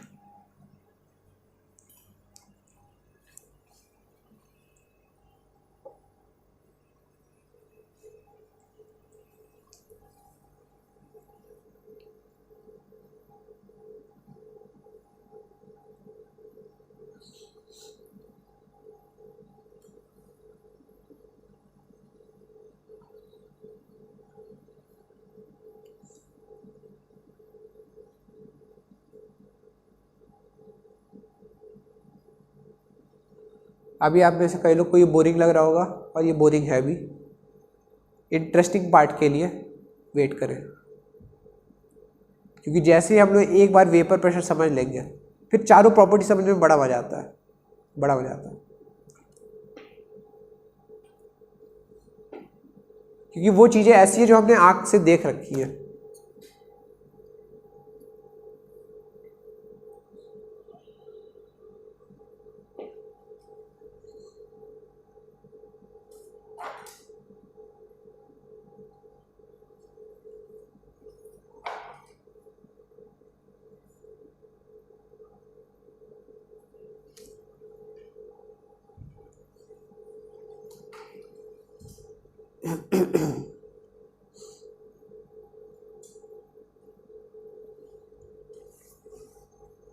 टिराई करे टिराई, मेरी आवाज़।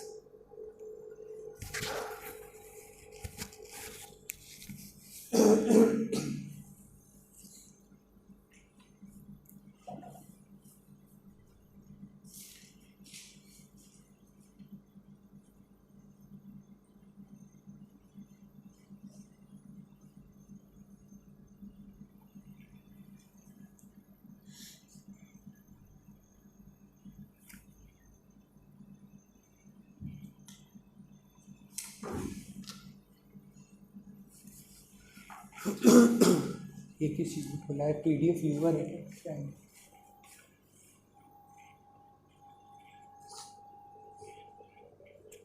रीड्रॉ,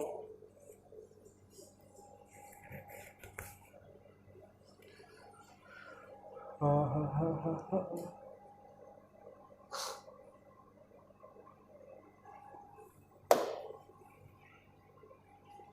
अच्छा ये कुछ और है, मैं टिराई करता हूँ।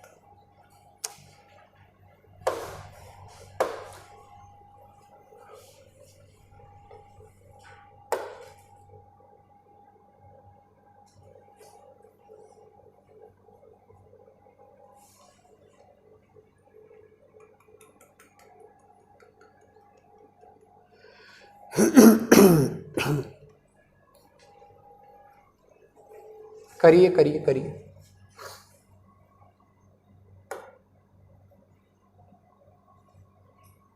ये भी कुछ और ही खुल गया।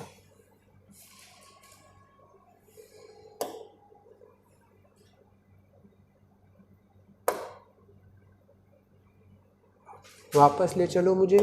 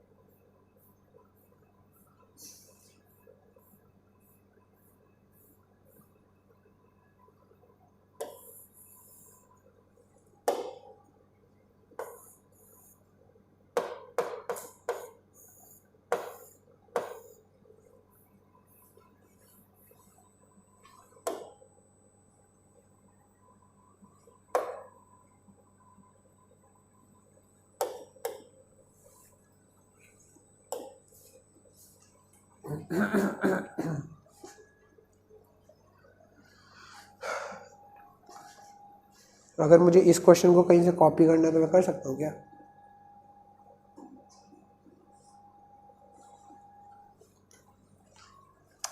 आता ही नहीं है मुझे कुछ,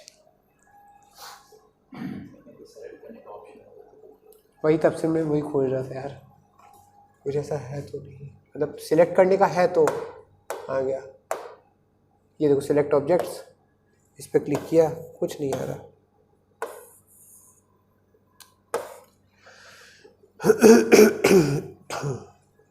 करिए करिए, ट्राई करिए, ट्राई करिए।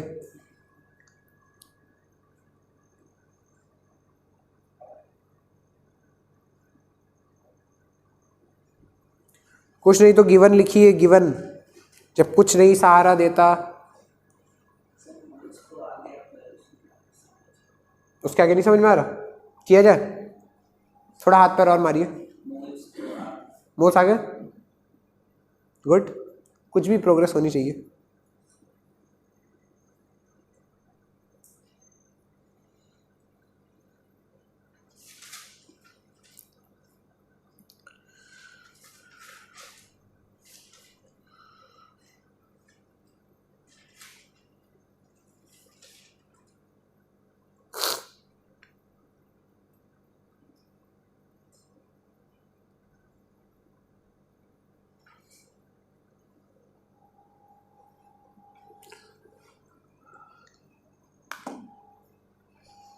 कुछ किसी को आइडिया?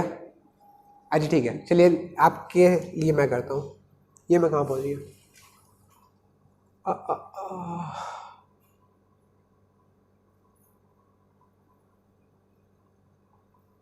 इधर देखिए, इधर। कोई मुझे क्वेश्चन एक बार वो कर दे, अगर किसी ने क्वेश्चन लिखा है। एनसीईआरटी, अबू एनसीईआरटी दीजिए। मेरे पैर में फंसते हुए। हाँ, सवाल ये बोल रहा है कि if N2 gas is bubbled through water, मेरा गला,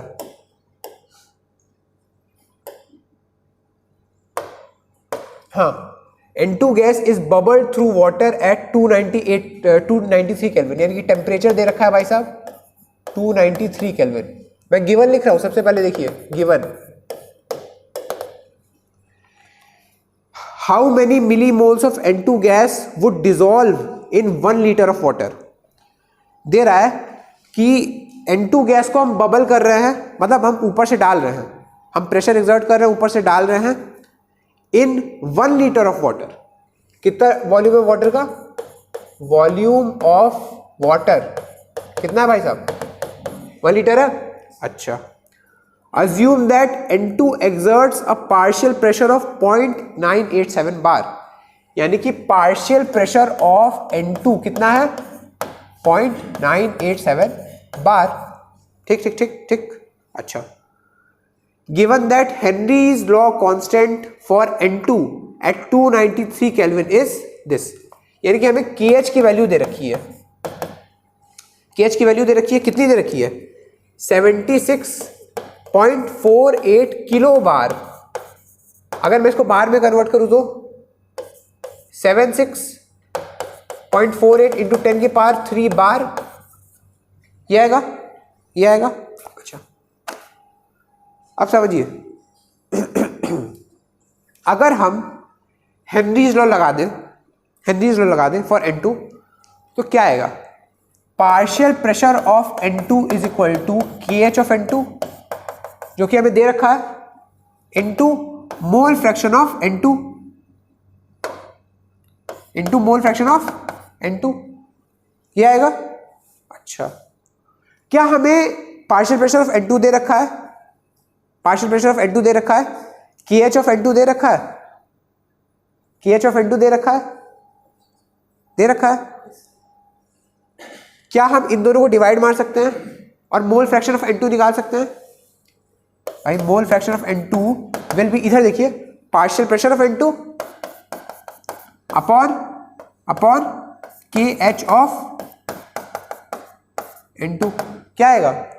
0.987 divided by 0.987 divide by 76.48 into 10 की power 3।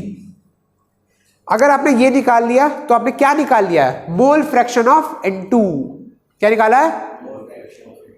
Mole fraction of N2 निकाल लिया, बहुत बढ़िया। अब वो बोल कह रहा है कि कितना millimoles of N2 is soluble in 1 litre of water. पहले मोल फ्रैक्शन कैलकुलेट करिए। मोल फ्रैक्शन कितना आ रहा है बताइए? कितना कितना कितना? फिर बताइए 12 पॉइंट, बताइए उस्मान बताइए क्या क्या?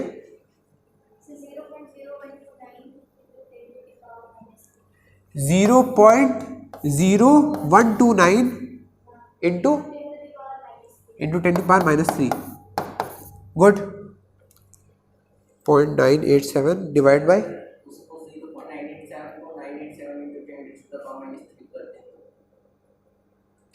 क्या क्या क्या? हाँ क्या कर दे? 0.987 को 987 इंटू 10⁻³ हाँ कर सकते हैं, क्यों नहीं कर सकते? हाँ बिल्कुल कर सकते हैं, उसको करने में कोई दिक्कत नहीं है, करिए। 0.987 डिवाइड बाई 76.48, हाँ 0.0129 इंटू 10 की पावर -3। गुड। अच्छा इसको थोड़ा और सभ्य भाषा में लिखें जिससे देखने में थोड़ा सुंदर लगे, तो इसको क्या लिख सकते हैं? 1.29 इंटू 10 की पावर -5। लिख लूँ ऐसे लिख लूँ ना? 1.29 इंटू 10 की पावर -5 लिख लूँ बेटा?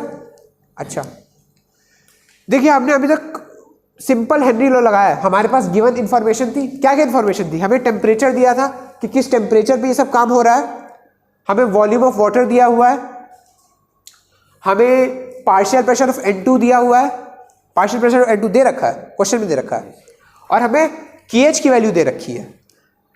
हेनरी लॉ में तीन ही चीज का यूज होता है, एक है पार्शियल प्रेशर, एक है KH, एक है मोल फ्रैक्शन। तो हमें दो दे रखा है अगर, तो तीसरा निकल जाएगा, तीसरा आराम से निकल जाएगा। तो आपने मोल फ्रैक्शन ऑफ N2 निकाल लिया। अच्छा अब ये बताइए कि हमें निकालना है मिली मोल्स ऑफ N2 कितने डिसॉल्व हुए 1 लीटर में। ठीक है, ये निकालना हमें। सुनिएगा, मेरी बात सुनिए। मोल फ्रैक्शन ऑफ N2 क्या होता है? Moles of N2 divide by, बोलिए total moles of N2 divide by total moles. और टोटल मोल में किसका किसका मोल लेंगे? कौन कौन से कंपोनेंट है? सोल्यूशन किस किस चीज का है? नाइट्रोजन और वाटर, यानी कि moles of nitrogen plus moles of water. भाई साहब वेरी गुड, बहुत बढ़िया, ये सबको समझ में आया। अच्छा क्या हमारे पास मोल फ्रैक्शन है N2 का? 1.29 इंटू 10 की पावर -5 ये है। हमें मोल्स ऑफ N2 निकालना है। क्वेश्चन में बोल रहा है कि find out the moles of N2 dissolved in 1 litre of water. तो मोल्स ऑफ N2 तो हमें निकालना है, तो वो निकालेंगे। क्या हमारे पास मोल्स ऑफ वाटर है? हमारे पास बस वॉल्यूम दिया हुआ है, हमारे पास मोल्स नहीं है वाटर के, बस वॉल्यूम दिया हुआ है उसका। क्या हम केवल वॉल्यूम से मोल्स ऑफ वाटर निकाल सकते हैं? कैसे? क्या वैसे निकाल सकते हैं? सोचिए कैसे। मास नहीं दिया, केवल वॉल्यूम दिया, केवल वॉल्यूम दिया है। वॉल्यूम ऑफ वाटर दे रखा है, डेंसिटी के फॉर्मूले से। आइए ट्राई किया जाए। चलिए हम मान लेते हैं कि वही डेंसिटी उसकी 1 ग्राम पर ml होगी। ठीक है, तो मान लीजिए अगर 1 लीटर वाटर है, यानी कि 1 litre water is 1000 ml water. 1000 ml water है, 1000 है ना? तो 1000 ml वाटर है, यानी कि वॉल्यूम ऑफ वाटर इज, इधर आ जाता हूँ, volume of water is 1000 ml। अगर मैं डेंसिटी मान लूँ 1 ग्राम पर ml, तो वॉल्यूम इंटू डेंसिटी क्या होता है? Mass. Volume into density mass. तो मास ऑफ वाटर क्या हो गया 1000 इंटू 1 विच इज 1000 ग्राम हो गया। मास 1000 ग्राम हो गया मास ऑफ वाटर। तो मोल्स ऑफ वाटर कितना हो गया, moles of water given mass upon molar mass 1000 upon 18, molar mass of water is 18, तो 1000 अपॉन 18 करिए कितना आया, कितना आएगा भाई 1000 अपॉन 18 55.55 55.55। किसने बोला था डेंसिटी से निकाल सकते हैं, अबू ने, गुड गुड वेरी गुड। तो हमने डेंसिटी 1 मानी, वॉल्यूम हमारे पास 1000 ml दे ही रखा था, मास हमने निकाल लिया वॉल्यूम इंटू डेंसिटी से, ठीक है। और फिर अगर हमने मास निकाल लिया, हमें मोलर मास पता है, तो क्या हम मोल्स निकाल सकते हैं वाटर का, 55.55 आ गया। यानी कि अब हमारे पास मोल्स ऑफ वाटर भी मिल गए 55.55। तो क्या हमारे पास बस एक अननोन क्वांटिटी है, वो हम निकाल लेंगे। कैसे निकालेंगे आइए देखते हैं। ये देखिए, ये हमारे पास फाइनल इक्वेशन बनी है। अब देखिए कैसे निकाल रहे हैं, 1.29 into 10⁻⁻5 into moles of N2 plus इसको मल्टीप्लाई कर देना ना, क्रॉस मल्टीप्लाई, तो 1.29 into 10⁻⁻5 into 55.55 which is equal two moles of N2, ठीक है, ठीक है। अच्छा 1.29 इंटू 55.55 करिए, 71.65 इंटू 10⁻⁻5 ये आ रहा है, ठीक है। और ये अच्छा इसको हम क्या करें, क्या मोल्स ऑफ N2 को हम इधर ले आए, कुछ इधर उधर करना पड़ेगा ना, क्या करें बताइए, इसको इधर ले जाया जाए,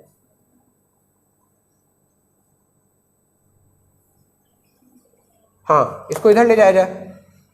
रुकिए कैलकुलेशन अलग से नीट पेज पे कर लेते हैं, रुकिए। हमें कौन सा इक्वेशन कॉपी करना है, इधर से इधर तक copy copy copy copy copy copy copy. अब मैं पेस्ट कैसे करूँ, लॉक प्रेस कर दो। हाँ सुनिए, इसको थोड़ा छोटा कर दिया है,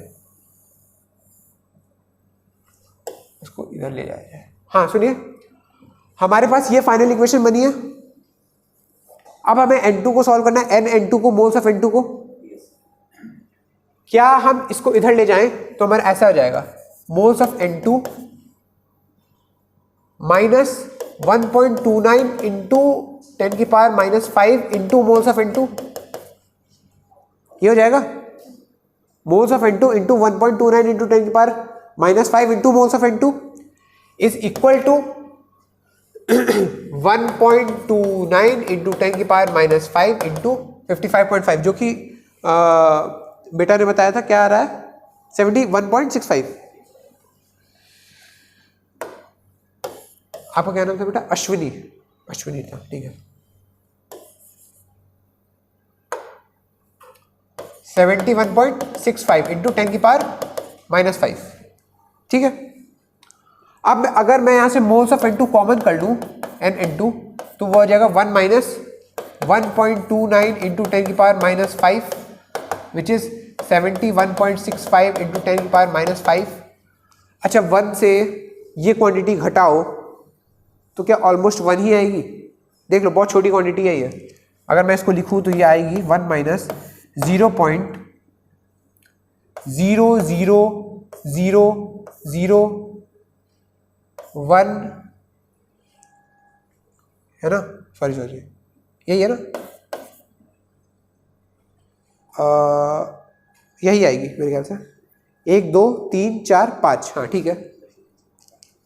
तो 1 माइनस 0.0001 129, ऑलमोस्ट 1 आएगी, ऑलमोस्ट 1। तो क्या मैं इसको लिख सकता हूं NN2 into 1 which is NN2 moles of N2 is equal to 71.65 into 10 की पावर -5 मोल, इतना मोल। तो मिली मोल क्या होगा? मिली मोल इज 10 की power -3 mole. Milli mole is 10 की पावर -3 मोल्स। तो अगर मैं मिली मोल में इसका आंसर निकालूं तो मैं 10 की पावर -3 को अलग कर लूं तो 71.65 इंटू 10 की पावर -2 मिली मोल्स,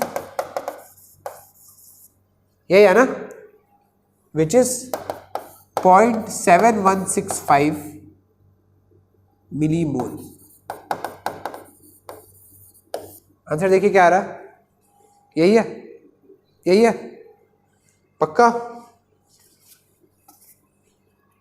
0.716 मिली मोल।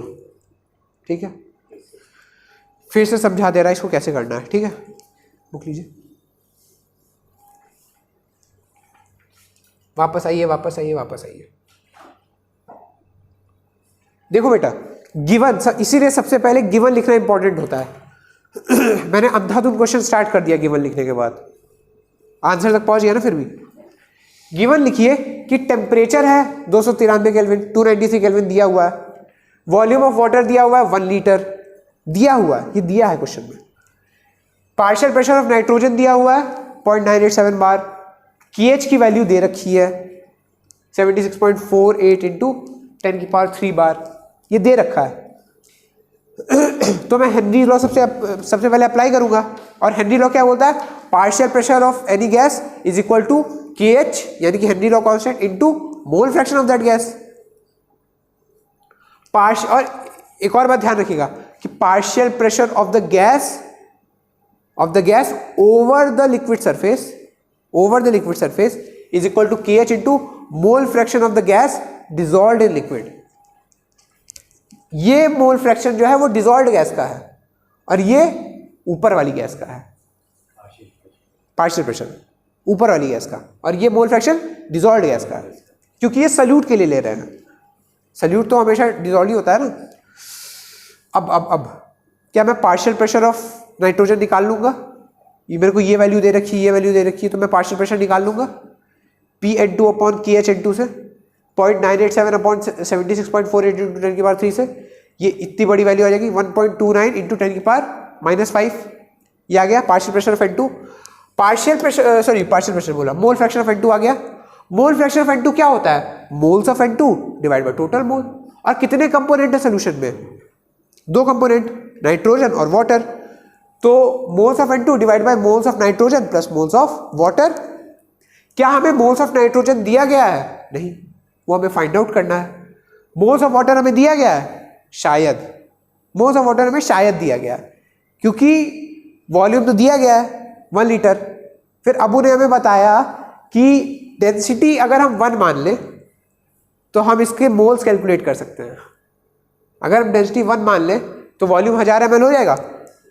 तो वॉल्यूम इंटू डेंसिटी मास, और mass divide by molar mass, moles, यानी कि 1 लीटर वाटर में कितने मोल्स वाटर प्रेजेंट है? 55.55। 1 लीटर वाटर में कितने मोल्स ऑफ वाटर प्रेजेंट है? 55.55, which is mass divide by molar mass. तो क्या हमें वहां से मोल्स ऑफ वाटर निकल के आ गए?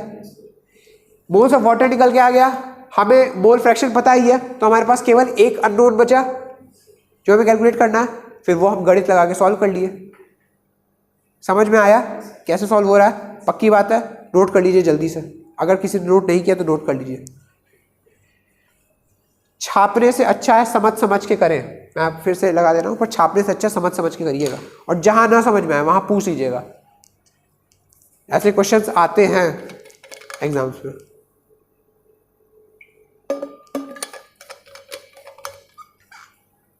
अगर मान लीजिए 10 में से 8 बार इस चैप्टर से कॉलिगेटिव प्रॉपर्टी के क्वेश्चन आएंगे, तो 2 बार हेनरी लॉ के भी क्वेश्चन आ जाते हैं। कभी कभी आते हैं पर आ जाते हैं, ठीक है।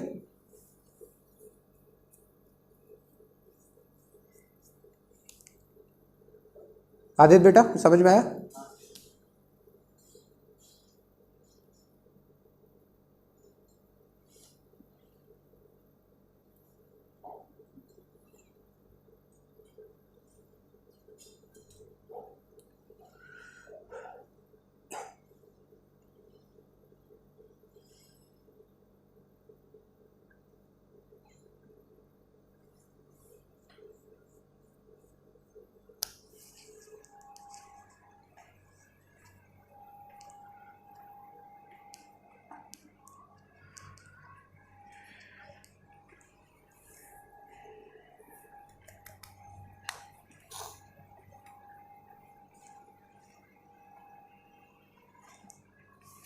जहां पे ना समझ में आ रहा हो पूछ लीजिएगा बिना किसी हिचक के, ठीक है, पूछ लीजिएगा।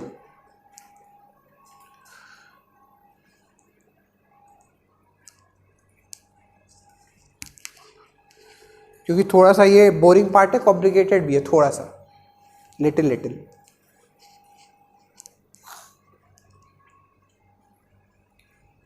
बेटा समझ में आया? आपको क्या नाम था? राज्यवर्धन। राज्यवर्धन।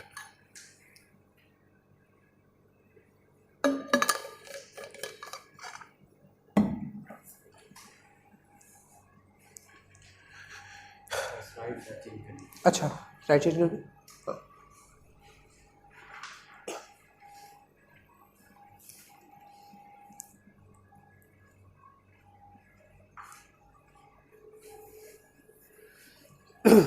मोल फ्रैक्शन ऑफ N2 क्या आ जाएगा? Moles of N2 upon moles of N2 plus moles of water.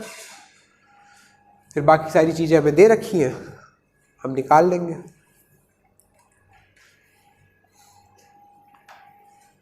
अच्छा अब मैं आपको दिखाऊंगा थोड़ा सा इफेक्ट ऑफ टेम्परेचर क्या आता है सॉल्युबिलिटी ऑफ गैसेस पे। जल्दी से लिख लीजिए फिर देखते हैं। जल्दी जल्दी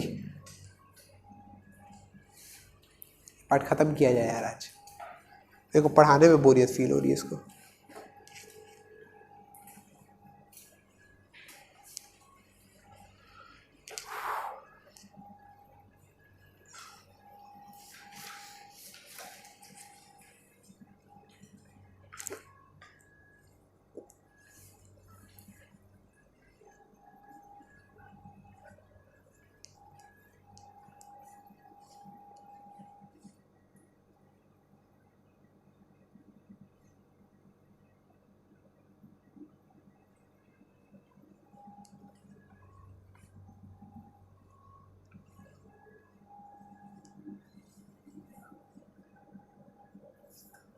सबने लिख लिया? लिख लीजिए जल्दी से, जल्दी जल्दी जल्दी। अच्छा इसके बाद आप लोग के लिए होमवर्क है इन टेक्स्ट एक्सरसाइज का। एक बार इन टेक्स्ट दिखाइए मेरे को, कोई भी एनसीईआरटी दीजिए। ओ ओ ओ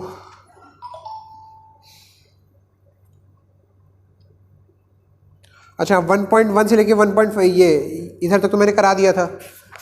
होमवर्क है आगे के दो क्वेश्चन 1.6 1.7, ठीक है। ट्राई करके आइएगा, ना हो क्वेश्चन ना हो पाना अलग बात है और क्वेश्चन ट्राई ना करना अलग बात है। तो ट्राई करके आइएगा, ना हो पाए कोई दिक्कत नहीं, मैं पूरा पूरा डिस्कस करूंगा।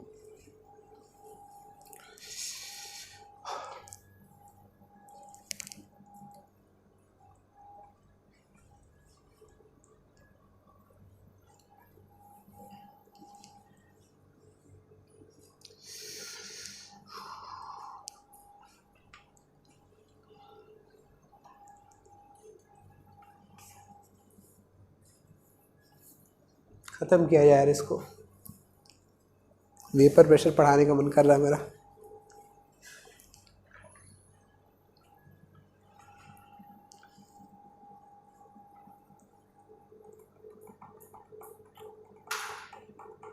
सबका हो गया? हो गया ना? अच्छा अब देखिए मैं कुछ दिखाता हूँ आपको।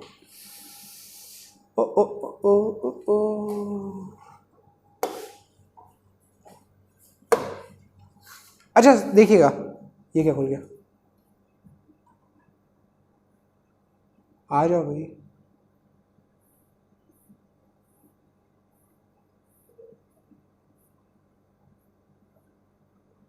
हाँ ये देखिए, कुछ लिखने का है इस पर। हाँ, O2 टेम्परेचर 293 केल्विन, KH की वैल्यू देखिए O2 के लिए, ठीक है। अच्छा, फिर O2 के लिए ही टेम्परेचर 303 केल्विन, KH की वैल्यू देखिए, दिख रहा है, कुछ दिख रहा है। टेम्परेचर अगर O2 के लिए बढ़ रहा है तो KH की वैल्यू भी बढ़ गई है, बढ़ रही है ना। अच्छा ठीक है, N2 के लिए भी देखिए सिमिलर ट्रेंड है, टेम्परेचर बढ़ रहा है तो KH की वैल्यू बढ़ रही है, ठीक है। अब देखिएगा मैं इसे क्या समझा रहा हूं। क्या partial pressure is equal to KH into mole fraction by Henry's law? By Henry's law partial pressure is equal to KH into mole fraction. अच्छा, क्या हमारे एटमॉस्फेयर का प्रेशर ऑलमोस्ट कांस्टेंट होता है? एटमॉस्फेयर का प्रेशर ऑलमोस्ट कांस्टेंट होता है, तो हमारा एटमॉस्फेयर हमेशा वाटर बॉडीज पे भी 1 ATM का प्रेशर ही एक्सर्ट कर रहा है ना। तो ये कांस्टेंट हो गया 1 ATM, 1 ATM is equal to KH into mole fraction. Oxygen की बात करते हैं, हमारी जो एक्वेटिक लाइफ है वो सांस किसकी वजह से लेती है? ऑक्सीजन की वजह से। जिंदा किसकी वजह से? ऑक्सीजन की वजह से। अब मान लीजिए हमने टेम्परेचर बढ़ाया, हमने टेम्परेचर बढ़ाया, क्या KH की वैल्यू बढ़ जाएगी? KH की वैल्यू बढ़ जाएगी। अगर KH की वैल्यू बढ़ जाएगी तो मोल फ्रैक्शन की वैल्यू 1/KH, KH बढ़ेगा तो मोल फ्रैक्शन की वैल्यू कम होगी। और मोल फ्रैक्शन किसको रिप्रेजेंट कर रहा है? सॉल्युबिलिटी को। Solubility of gas in the liquid, solubility of oxygen in the liquid. यानी कि जैसे जैसे टेम्परेचर बढ़ेगा KH बढ़ेगा ऑक्सीजन का, तो क्या oxygen dissolve in the water कम हो जाएगा? समझ आ रहा है ना। जैसे जैसे टेम्परेचर बढ़ेगा KH ऑक्सीजन का बढ़ जाएगा और ऑक्सीजन डिजॉल्व इन वाटर कम हो जाएगा। हमारी एक्वेटिक लाइफ को दिक्कत होगी, दिक्कत होगी ना। इसीलिए मैं आपको बता रहा था, ज्यादातर जो गैसेस होती हैं उनका जो डिसोल्यूशन प्रोसेस होता है वो एक्सोथर्मिक होता है। जैसे जैसे टेम्परेचर बढ़ता है उनका KH बढ़ता है, उनकी सॉल्युबिलिटी कम हो जाती है। यानी कि टेम्परेचर बढ़ेगा, सॉल्युबिलिटी कम होगी। अगर किसी को नोट करना है तो कर सकता है। ये समझ में आया? समझ में आ गया? टेम्परेचर बढ़ेगा, सॉल्युबिलिटी कम होगी। यहाँ पे आगे शायद दिया भी है। ओके ओके, सॉरी वो मैंने मिटा दिया क्या, मैं फिर से लिख देता हूँ। Partial pressure is equal to KH into mole fraction. Mole fraction is equal to, मान लीजिए इसको 1 कर दिया मैंने, 1/KH। KH बढ़ेगा, मोल फ्रैक्शन घटेगा, यानी कि टेम्परेचर बढ़ा, सॉल्युबिलिटी सॉल्युबिलिटी घटी। टेम्परेचर बढ़ा, सॉल्युबिलिटी घटी। अच्छा देखिए इधर लिखा भी है, it is due to this reason that aquatic species are more comfortable in cold water rather than warm water. Aquatic species ज्यादा कंफर्टेबल कहाँ है? कोल्ड वाटर में। कम टेम्परेचर पे ज्यादा ऑक्सीजन डिजॉल्व होगा, और टेम्परेचर बढ़ा देंगे पानी गर्म हो जाएगा, तो ठीक ओके। अच्छा एक बार इसका जो पैराग्राफ दिया वो भी पढ़ लिया जाए।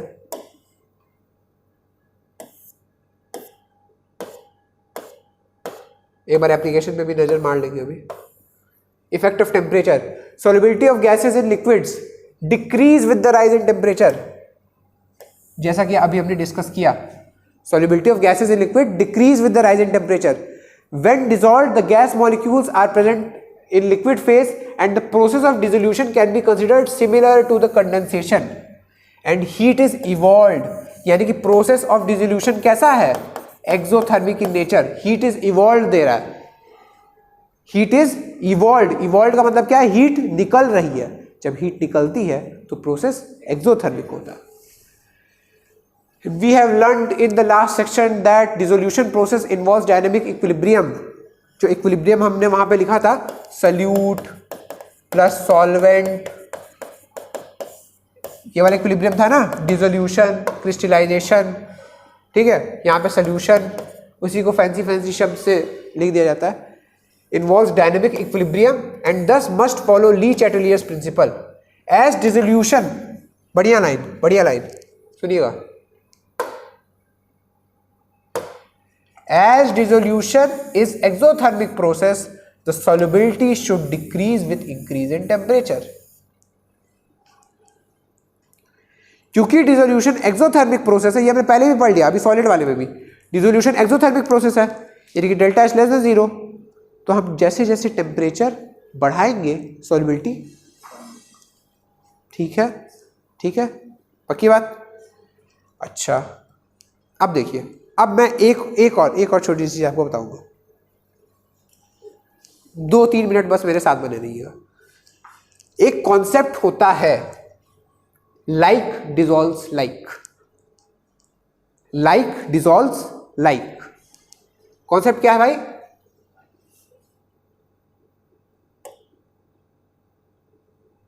एक मिनट, कॉन्सेप्ट क्या है, लाइक डिसॉल्व्स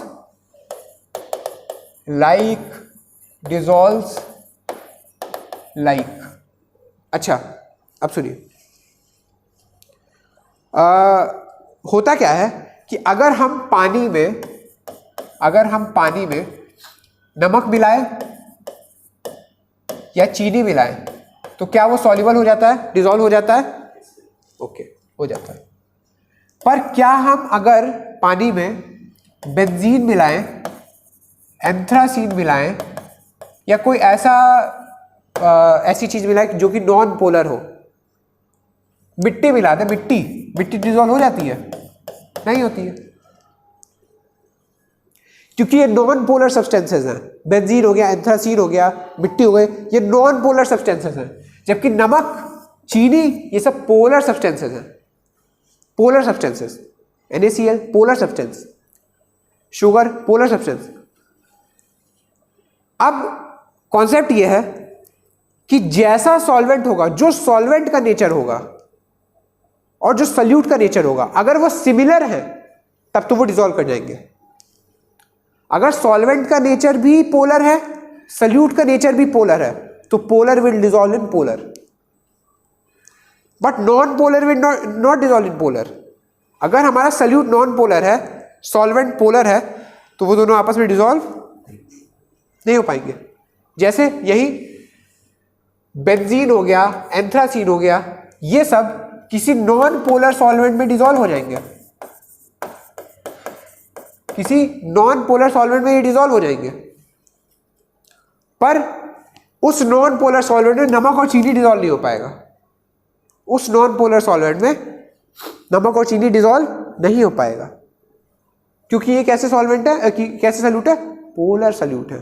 नमक एंड चीनी are polar solute, anthracene, benzene वगैरह क्या है, मिट्टी, सब non polar solute. So the concept of like dissolves like states that, क्या बताता है ये, कि polar solutes dissolve in polar solvents, polar solute dissolve in polar solvent, जबकि non polar solute dissolve in non polar solvent,